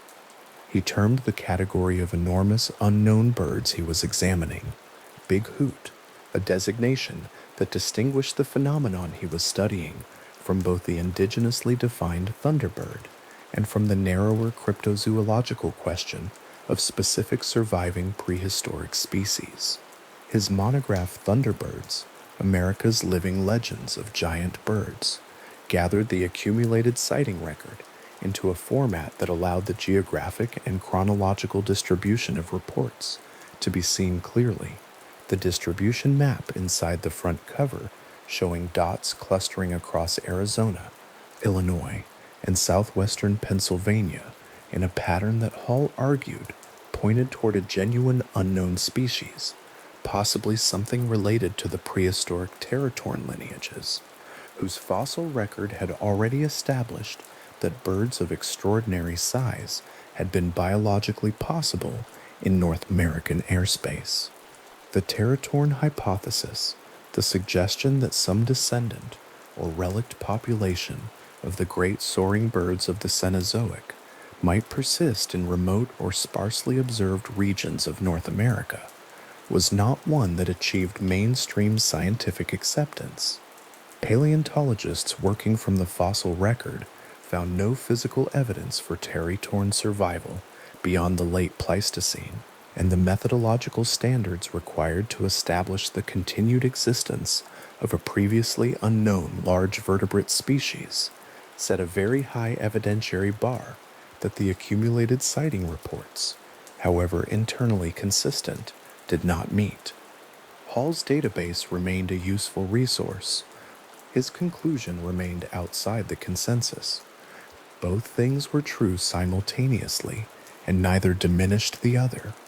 The International Society of Cryptozoology, founded in 1982, occupied a space in this landscape that tried to hold both rigorous skepticism and genuine investigative openness at the same time. Its founders included Bernard Heuvelmans, the Belgian-French zoologist, whose systematic work in the mid-20th century had established cryptozoology as a field with documentable methodology rather than merely a catalog of sensation, and Roy McCall, the American biologist, who had brought sustained scientific attention to the Loch Ness question and who brought the same tempered approach to other anomalous animal reports. The ISC published peer-reviewed style articles in its journal Cryptozoology, and among the topics it addressed with genuine analytical seriousness was the question of large unknown birds in the American Southwest, examined in relation to the documented fossil record, the geography of historical sighting reports, and the biological plausibility of various proposed explanations. What the ISC brought to the Thunderbird question that popular cryptozoological writing often did not was a consistent insistence on biological plausibility as the threshold question. The ISC was skeptical of the more dramatic pterosaur-like witness accounts, descriptions that attributed leathery or membranous wings to observed creatures in ways that implied not a large unknown bird, but a surviving flying reptile, on the grounds that the fossil record provided no mechanism for such survival and that the physical demands of pterosaur biology at the scales described in dramatic accounts were not consistent with what the paleontological record established about how those animals actually functioned. The more conservative wing of the ISC approach focused on the possibility of a very large unknown avian species, something in the range of documented teratorn dimensions, rather than the impossible dimensions of the most extreme accounts. Its journal sat on library shelves across the years of its active publication, its specific issues on large bird phenomena waiting between articles on sea serpents and out-of-place animals, the quiet accumulated argument of a field trying to take itself seriously, sitting in every carefully documented page. John A. Keel had a different relationship to the Thunderbird question. Keel, whose 1970 book Strange Creatures from Time and Space gathered dozens of large bird witness accounts alongside the broader investigative territory he had been mapping since the mid-1960s, was less interested in the biological question, whether an unknown species existed, than in the distributional one. What struck Keel about the giant bird reports was the pattern of when and where they tended to appear. They clustered geographically in ways that seemed to have less to do with the habitat preferences of any conceivable large avian species, and more to do with regions that were simultaneously generating reports of other kinds of anomalous phenomena. The large bird reports in his database gathered thickly over areas that were also producing UFO sighting reports, poltergeist accounts, and other categories of unexplained encounter. Whether this overlap indicated a genuine connection between categories of phenomena, a shared psychological or perceptual process operating across witness populations, or simply the tendency of attentive researchers to find more of what they were looking for in places they were already looking, was something Keel did not resolve, and arguably did not try to resolve. He presented the pattern. He noted what it suggested and what it did not establish. He moved on to the next account. Strange Creatures from Time and Space opened its large bird chapter with witness accounts organized by state and year, the prose dense with the specific details of individual reports, the particular time of afternoon, the direction from which something had appeared, the distance at which it was first observed, the occupation of the person observing it. Reading through those pages now, decades after they were written, what is most noticeable is not the strangeness of the individual accounts, but the sheer volume of them, the sense of a phenomena distributed widely across ordinary American geography, over highway intersections and farm fields, and suburban yards, and river valleys in West Virginia, and Texas and Kansas and New York, a persistent and recurring pattern of reported encounter that had been going on for as long as there had been people in those places to report what they saw. The West Virginia large bird accounts that Keel documented in the late 1960s came from the same region that would later become associated with the Mothman reports, a coincidence of geography that subsequent researchers noted and interpreted variously. The bird and the winged humanoid appearing in overlapping territory across overlapping periods of time, their relationship to each other remaining as unresolved as each question was individually. What the geographic overlap established, at minimal, was that the area around the Ohio River Valley in West Virginia had generated an unusually high concentration of large anomalous flying object reports across a significant period, accounts from different years, different witnesses, different kinds of described phenomena, all converging on the same general stretch of river and sky. Whether that concentration reflected something about the actual distribution of an unknown physical phenomena, something about the culture and attentiveness of the human population in that area, or some combination of both, the investigative literature did not conclusively establish. Coleman's work across the decades following Lawndale built steadily outward from individual cases toward a comprehensive map of the phenomenon's reported range. He cataloged accounts from across the United States and beyond, cross-referencing reports against each other and against the existing literature in ways that made the field database he was building progressively richer and more useful to other researchers. He worked carefully with the problem of source contamination, the ways in which published accounts of earlier sightings can shape the descriptions given in later ones, as witnesses absorb the imagery available to them from media coverage and existing cryptozoological literature before they find themselves filing their own reports. The problem was not solvable, but it was nameable, and naming it carefully was part of what distinguished methodologically serious research from the kind of popular treatment that simply accumulated accounts without interrogating them. The southwestern Pennsylvania cluster that Gordon had documented so carefully, beginning in 2001, offered a partial natural experiment in this regard. The reports arrived across a relatively short window of time from a geographically contained region, investigated by a researcher who was conducting interviews promptly after sightings were reported, rather than years or decades later.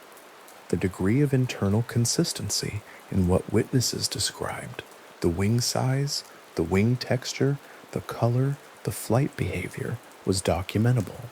Whether that consistency arose from independent observation of the same object or from the shared cultural repertoire of images available to witnesses in that region at that time remained, as it always does, an open question. Gordon's database was meticulous enough that the question could at least be asked clearly. The reports were specific enough that they could not simply be set aside. The geography of large bird reports in the United States, when laid across the documented habitat of the California condor prior to its near extinction and subsequent recovery program, shows a partial but imperfect overlap. Condors had ranged widely across the west and into the southwest before their population collapsed in the 20th century, and some researchers proposed that sighting accounts in those regions might reflect condors operating at the far edge of their territory, misidentified under conditions that made accurate size estimation difficult. Condors at full wingspan, approaching 10 feet for the largest individuals, are genuinely impressive animals in flight, and the difficulties of accurately estimating the size of a large soaring bird against an empty sky without a reference object for scale are real and well documented in the ornithological literature. Misidentification under challenging observing conditions was and remains a legitimate explanation for a subset of large bird reports. It is not an explanation that accounts for the full body of the record, and researchers in the field generally did not argue that it did. The eastern United States reports presented a different problem, since condors had not ranged east of the Rockies in historical times, and their proposed range expansion into Appalachian and Midwestern airspace would have required a biological mechanism that did not currently exist. The eastern accounts, Lawndale, the West Virginia reports, Gordon's Pennsylvania cluster, had to be explained by other means if they were to be explained naturalistically at all. Juvenile bald eagles, which can appear substantially larger in flight than adult individuals, were among the candidate explanations proposed for some eastern accounts. Great blue herons, whose wingspans approach 6 feet and whose flight silhouette from below can give a misleading impression of great size against certain sky conditions, were cited for other reports. Neither explanation satisfied the full range of described characteristics in the accounts that had been most carefully documented. The wingspan estimates in the most specific reports, Ruth Lowe's 8 to 10 feet, the 10 to 15 feet, described across multiple separate Pennsylvania accounts, exceeded the confirmed maximum dimensions of any identified eastern North American species by enough that the candidate explanation either required significant witness error in size estimation or required a different kind of explanation altogether. Lorne Coleman's field notes from the period when he was most actively investigating individual sighting cases read as documents produced by a researcher who had made his peace with perpetual inconclusiveness. The cases are described precisely, the witness accounts are recorded fully, yet the Proust explanations are listed without endorsement. The columns of documented encounters sit in their folders with the particular weight of things that have been gathered carefully and have not yet been resolved, and the note that closes each case file is typically some version of the same acknowledgement. The question this case raises has not been answered. Not the question may never be answered, simply that it has not been, yet. Stan Gordon's Pennsylvania database had that same quality when it was complete. The columns of witness names, locations, reported dates, estimated wingspans, and described wing characteristics ran across page after page, each entry representing a real person in a real place who had looked up at something overhead and found that what they saw did not fit into any category they had available to them. Most of those people were not researchers. Most of them had not been looking for anything when they saw it. They had been driving or working or standing in their yards. They had looked up, and what they described to Gordon, sitting across from him in their kitchens and living rooms, was something that moved through the air above southwestern Pennsylvania with a wingspan that reached well beyond the familiar and that left them afterward without a satisfying explanation for what they had seen. That file, the Pennsylvania database, with its methodical columns and its specific entries, sat as a completed document when Gordon had finished gathering the reports. Completed in the sense that it contained what it contained, not completed in the sense that the question it assembled had arrived at a resolution. Each entry remained what it had always been, a documented testimony from a real person who had looked at the sky and seen something very large passing through it. The dates ran from the summer of 2001 into 2002. The locations spread across the two counties. The described characteristics consist enough across separate interviews that their internal coherence was documentable. What moved through the airspace above those Pennsylvania hills during those months? What it was, where it came from, whether it was a thing that could be named or placed in any existing category of known natural phenomena, remained when Gordon filed the last page as open as it had been when the first report arrived. The file was still there. The accounts were still in it.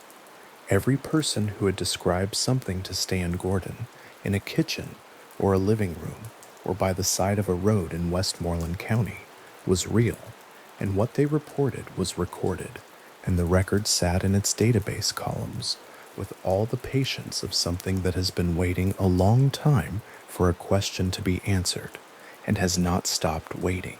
In the long gallery of natural sciences at the Museo Argentino de Ciencias Naturales in Buenos Aires, in the early morning before the first visitors arrive, the reconstructed skeleton of Argentavis magnificens stands with its wings spread to their full extent across the pale tile floor, and the shadow it casts is wide enough to cover several grown adults lying side by side.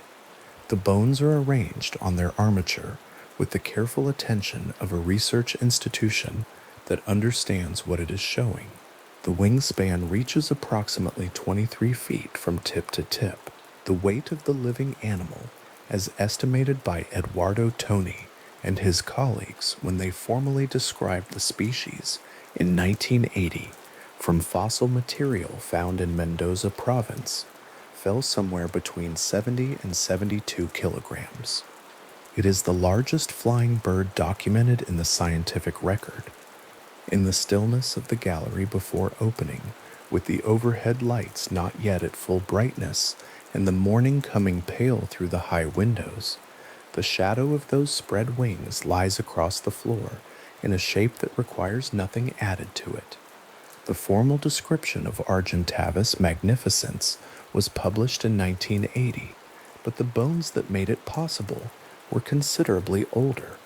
They had come from the Miocene sediments of Mendoza province, from rock that had been deposited between 6 and 8 million years ago in the dry inland terrain south of the Andes, and they had waited in that rock until the right conditions of erosion and discovery brought them to the surface.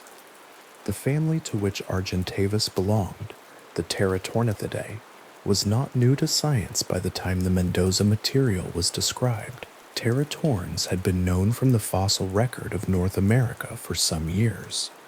What the Mendoza bones established was the ceiling of the family's scale, the upper limit of what those wings could reach, and what that limit turned out to be was larger than many researchers had expected from a flying animal.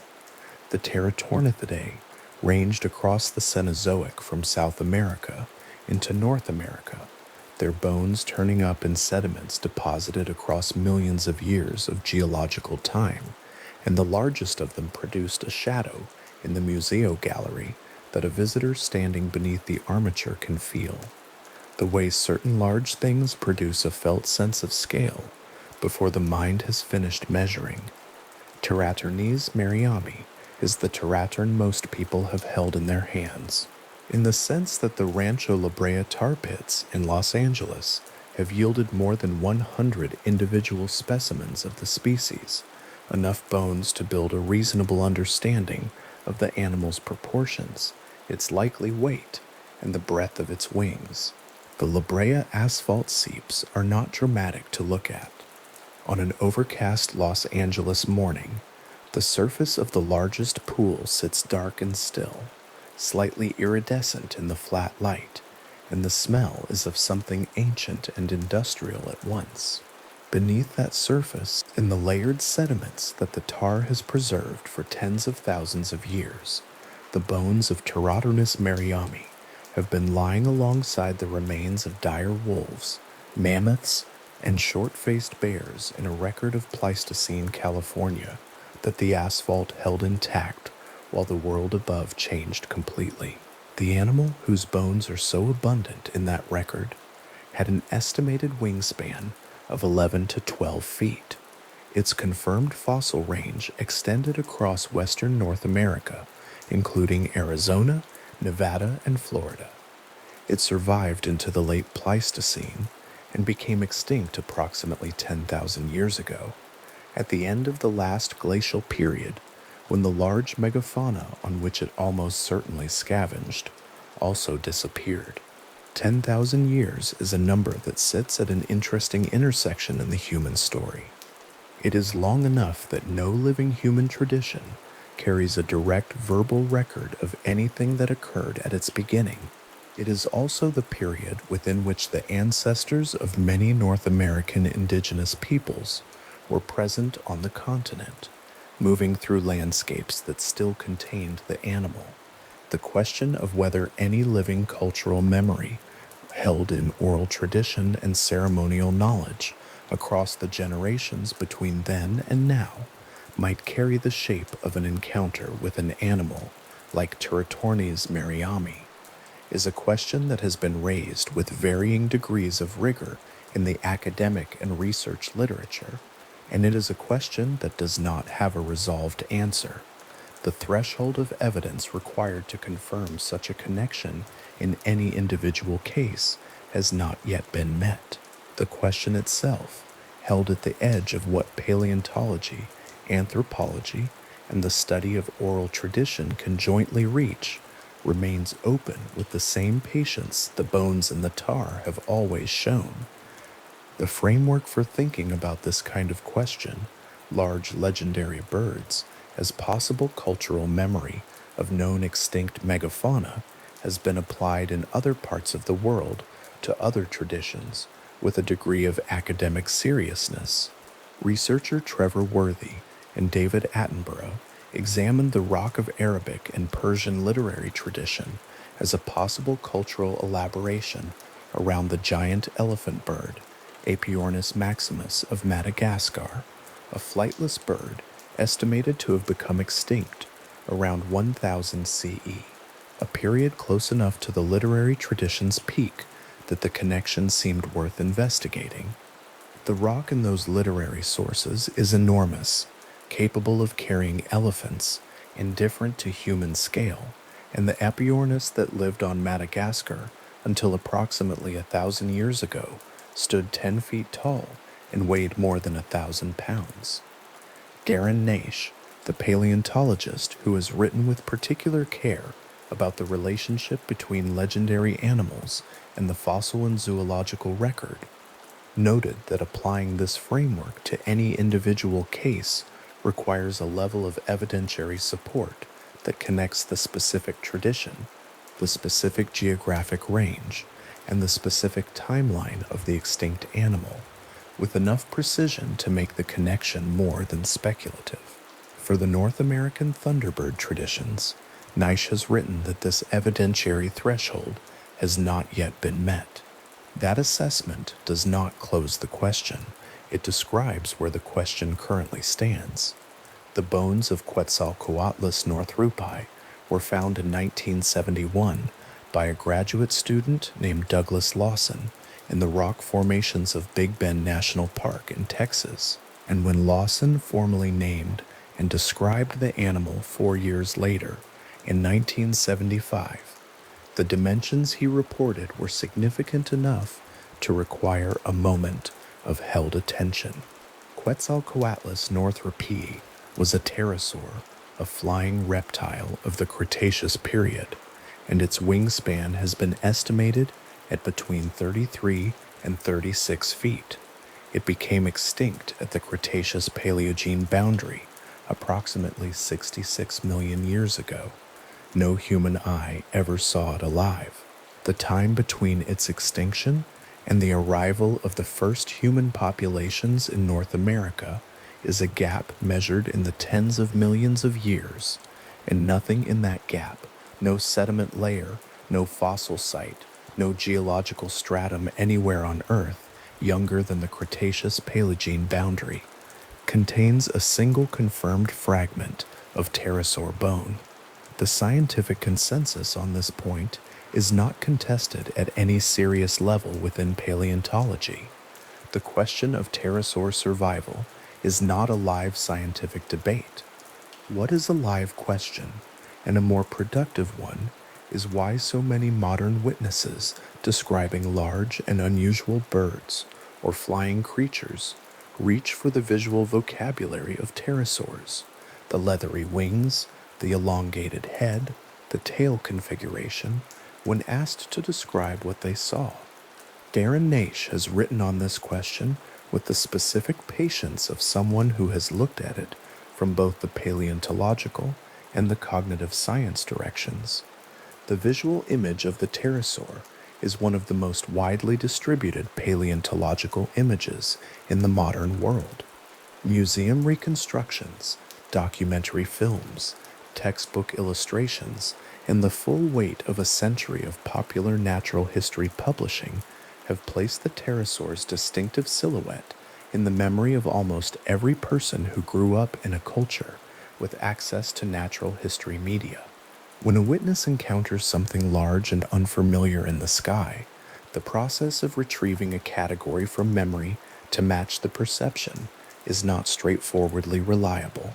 Source monitoring, the cognitive process of tracking where a mental image came from, is imperfect, and the category of large, unfamiliar flying creature with non-feathered wings in a modern Western observer's memory is likely to carry a strong association with the pterosaur image they encountered in childhood. This is not a dismissal of the witness.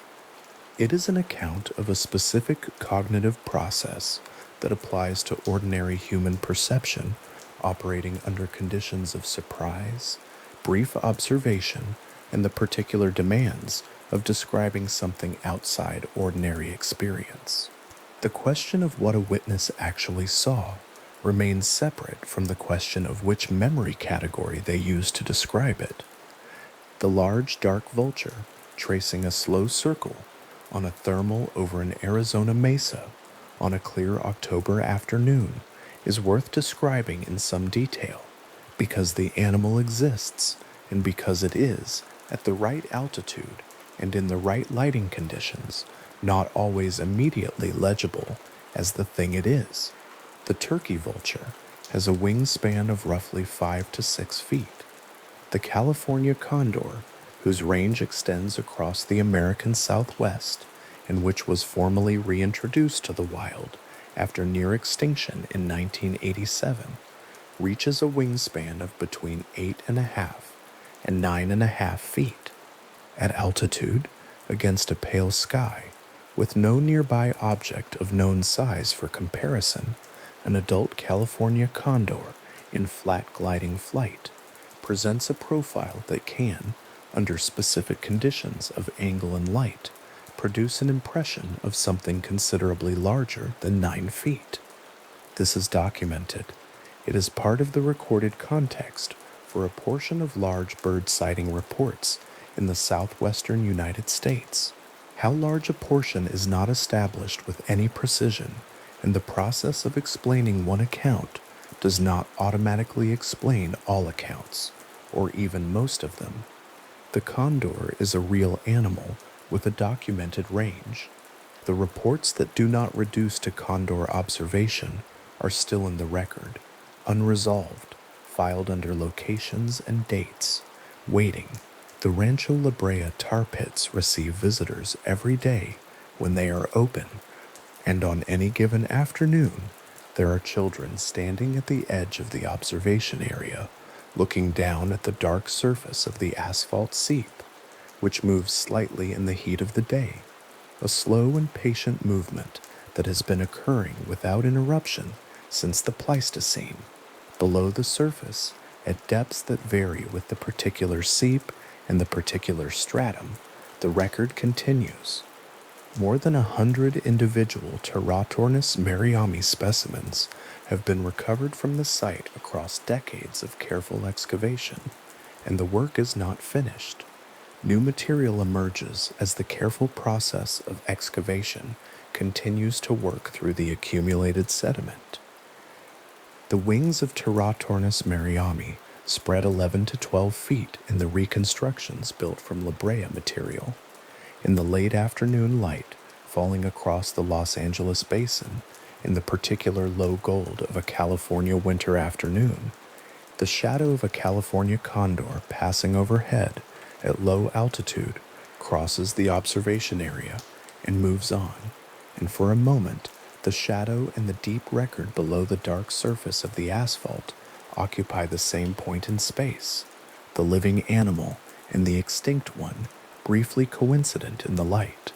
The Big Bend country of southwest Texas is a landscape of considerable scale. The Chisos Mountains rise from the desert floor to over 7,000 feet, and the surrounding basin extends in every direction with the particular clarity of high desert air, the kind of visual range that makes distances deceptive because the atmosphere is transparent enough to see things that in other climates would be hidden in haze. The fossil site where Lawson found the first Quetzalcoatlus material in 1971 sits in the rock formations above a dry wash in the back country of the park, the kind of site that requires specific knowledge of the terrain to locate and that looks to the unprepared eye like the surrounding Badlands rather than like the place where the history of flying animals was redrawn. The bones of the largest flying animal in the history of life on Earth had been lying in that hillside, preserved in Cretaceous rock for 66 million years, undetected and unhurried, until the season and the erosion pattern and the presence of one particular graduate student on one particular afternoon aligned to bring them to light. The formal description of the animal that emerged from those bones, the wingspan, the body plan, the aerodynamic characteristics proposed by subsequent researchers, changed the scale of what was known to have flown in Earth's atmosphere 66 million years ago in skies above what is now the American Southwest. Something with a wingspan between 33 and 36 feet moved through the air. That fact requires nothing added to it either. The cognitive research on what Naish and others have called source monitoring error, the process by which a memory of an image from one source, a museum exhibit, a television documentary, a textbook illustration, is mistakenly attributed to a different source, such as a direct personal observation, has a specific relevance to the Thunderbird photograph case that is worth holding quietly. The photograph that Ivan Sanderson described in his correspondence and published writing, the one Jack Pearl described in enough visual detail in a 1963 Saga magazine article that a reader's imagination could construct it precisely, the one that Fate magazine solicited across multiple issues through the 1960s and 1970s and received hundreds of consistent reader descriptions of without anyone producing a verifiable archival copy. That photograph, or rather the memory of that photograph, functions in the cognitive record in a way that the source monitoring research speaks to directly. A reader of Pearl's 1963 article encountered a specific and detailed verbal description of an image. The verbal description was detailed enough to allow the construction of a mental image. That mental image, once constructed, occupies the same category of memory as a directly observed photograph. The distinction between I read a description of a photograph and I saw a photograph is exactly the kind of distinction that source monitoring can fail to preserve, especially across years and decades, especially when the memory is retrieved repeatedly and the act of retrieval does not include the original source information that would allow the distinction to be made. This is not a theory about what happened.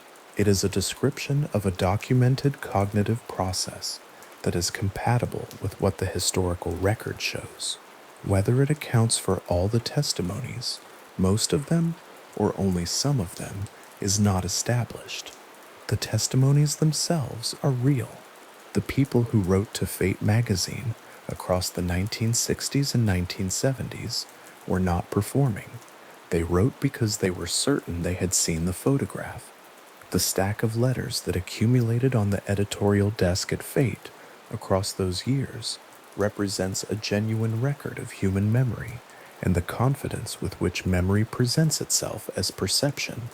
Each letter was written from a different city, in a different hand, by a person with no apparent connection to the other writers, and the descriptions were consistent in their core details, with a steadiness that no one who has looked at the case has been able to dismiss as coincidence or confabulation.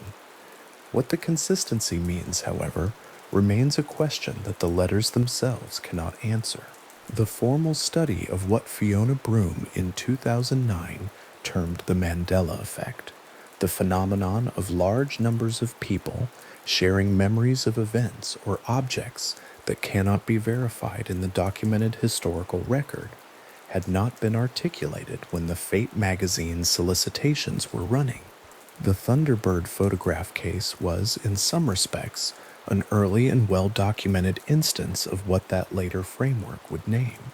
The visual details that came in across the Fate correspondence carry the specific coherence that the Mandela effect framework associates with memories built from common cultural sources rather than from direct individual experience. The photograph described in those letters looks in its consistent details like the photograph that Jack Pearl's 1963 article invited its readers to imagine. The barn wall, weathered pale by the sun, the spread wings against the wood, the row of men in wide-brimmed hats standing beneath it with their arms at their sides, their figures providing a sense of scale against the creature's width. The description that recurs across hundreds of letters is the description that Pearl's prose, carefully read, could have built in any attentive reader's mind in 1963, and then in the mind of anyone who had read one of those readers' descriptions of it in the years that followed, and then in the minds of everyone who had read about it in any of the growing body of cryptozoological literature that circulated that description onward through the decades. The photograph itself has never been found. No archival copy has been produced. No original print exists in any library, museum, newspaper archive, or private collection that any researcher has been able to identify and verify. Yvonne Sanderson's correspondent, who borrowed the photograph and never returned it, has never been identified. The Tombstone Epitaph's April 26, 1890 issue, which contains the original article describing the creature and its dimensions, contains no mention of a photograph having been taken.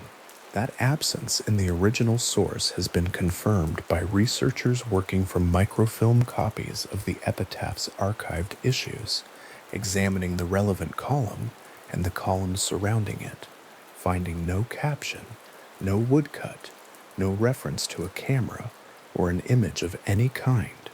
The article ends with the physical dimensions of the creature, the description of its skin, and a brief account of its disposal, and then the column continues with other territorial news, as if the creature were as ordinary as a mining report or a livestock notice.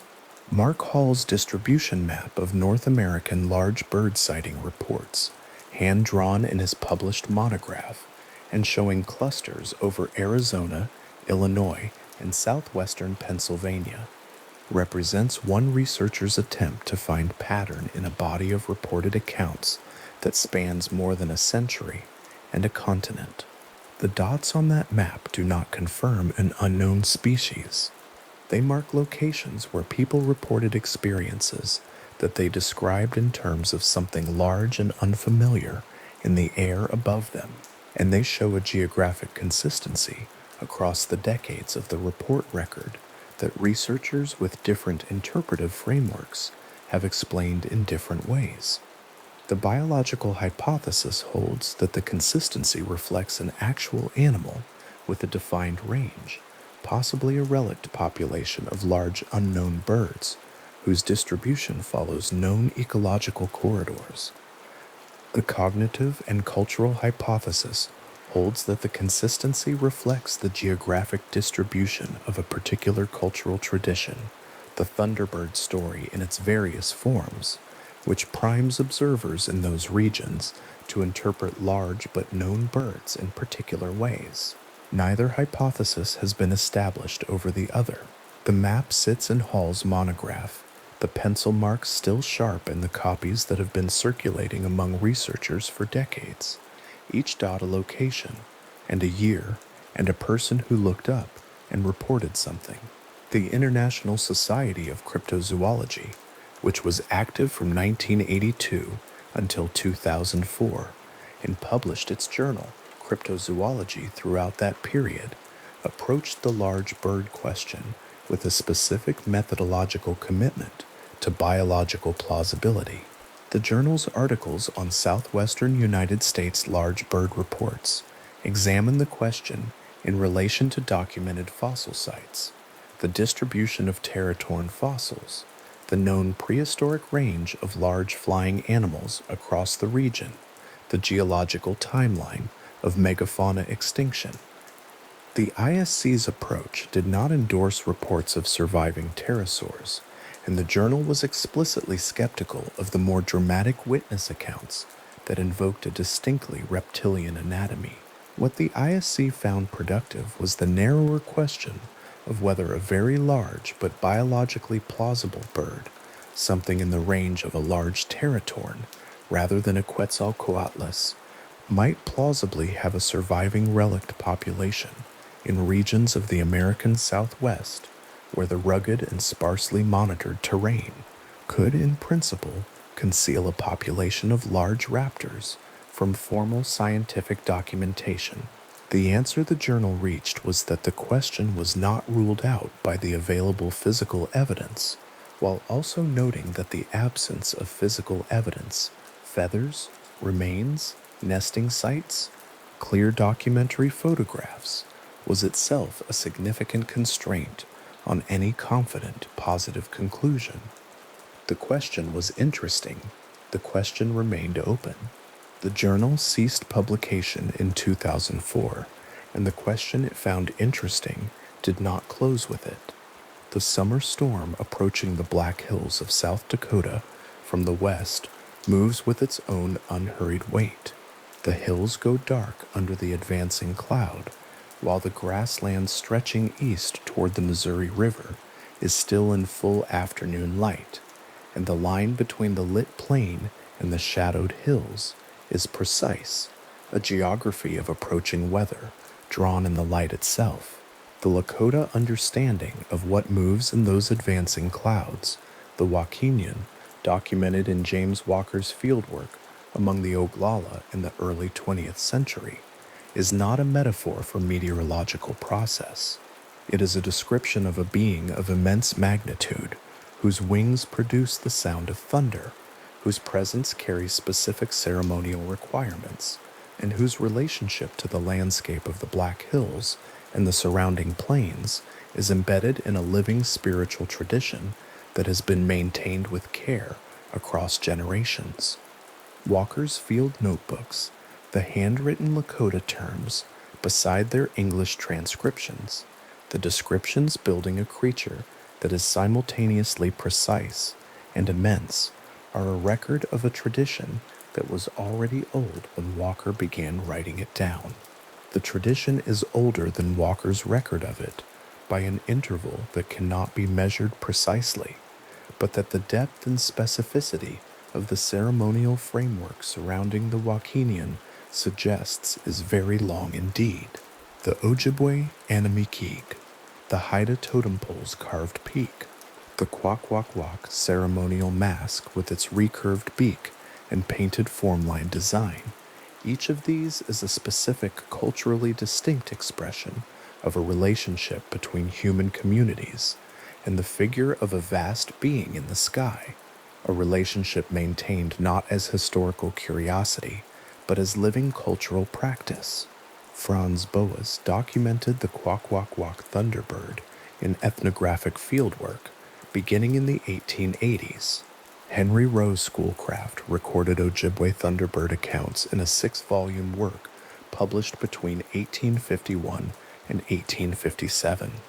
The traditions these researchers documented were not new then. They were already established, ceremonially embedded, genealogically encoded, and understood by the communities that held them as belonging to a time before the oldest living memory of any individual practitioner. The traditions have continued since. They continue now. The Haida totem pole standing at the top of its site on Haida Gwaii on a gray coastal morning, the Thunderbird carved at its peak with wings spread wide, the wood weathered silver gray by salt air and coastal rain, is not a remnant.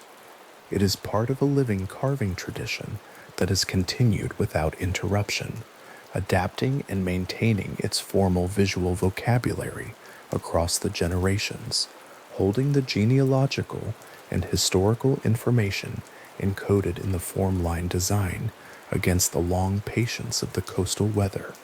The paleontological record and the living cultural traditions and the newspaper archive and the stack of letters in the Fate magazine editorial office and the microfilm reader in the library archive all inhabit the same world. They are not competing accounts of a single truth. They are different kinds of record, maintained in different registers, addressed to different questions, and converging on the figure of something large in the sky over North America with a consistency that is itself interesting, whatever it ultimately means or does not mean.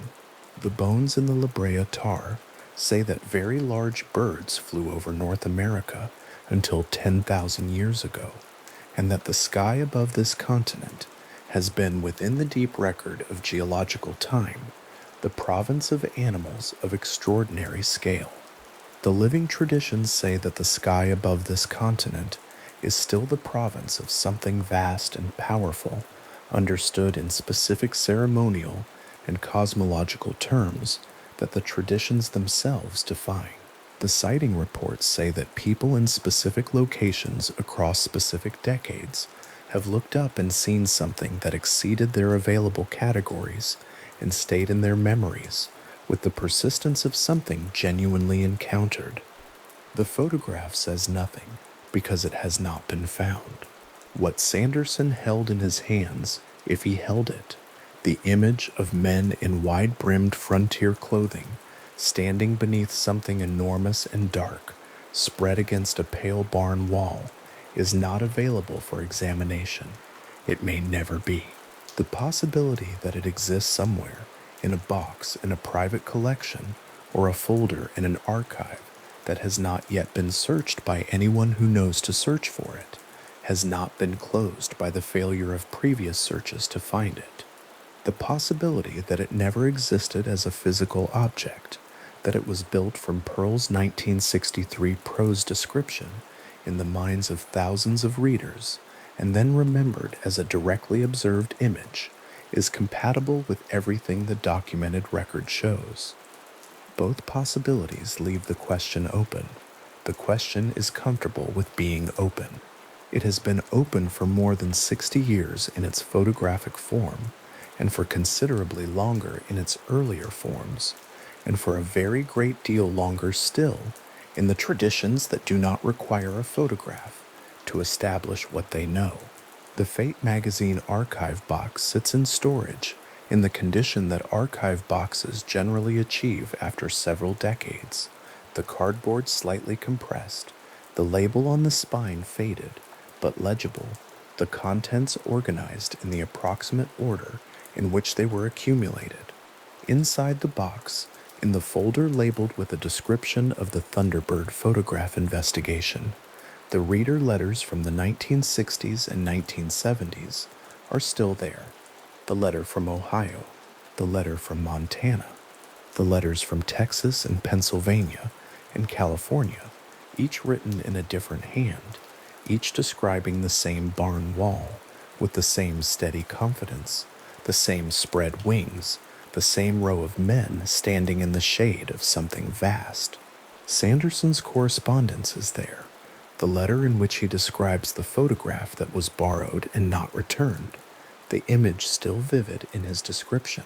Jack Pearl's saga article is there, clipped and folded, the 2-column pulp magazine prose dense on the yellowing page, the paragraph where the photograph is described, marked in the margin by a researcher's pencil at some point in the decades since it was filed.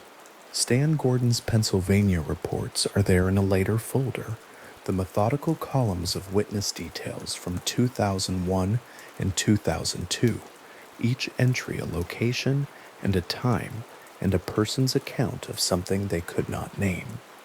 The folder is labeled, the file is complete in the sense that everything gathered by everyone who searched has been placed inside it, organized and preserved. The search it represents is still, technically, open. No definitive answer has been filed at the back of the folder to close it.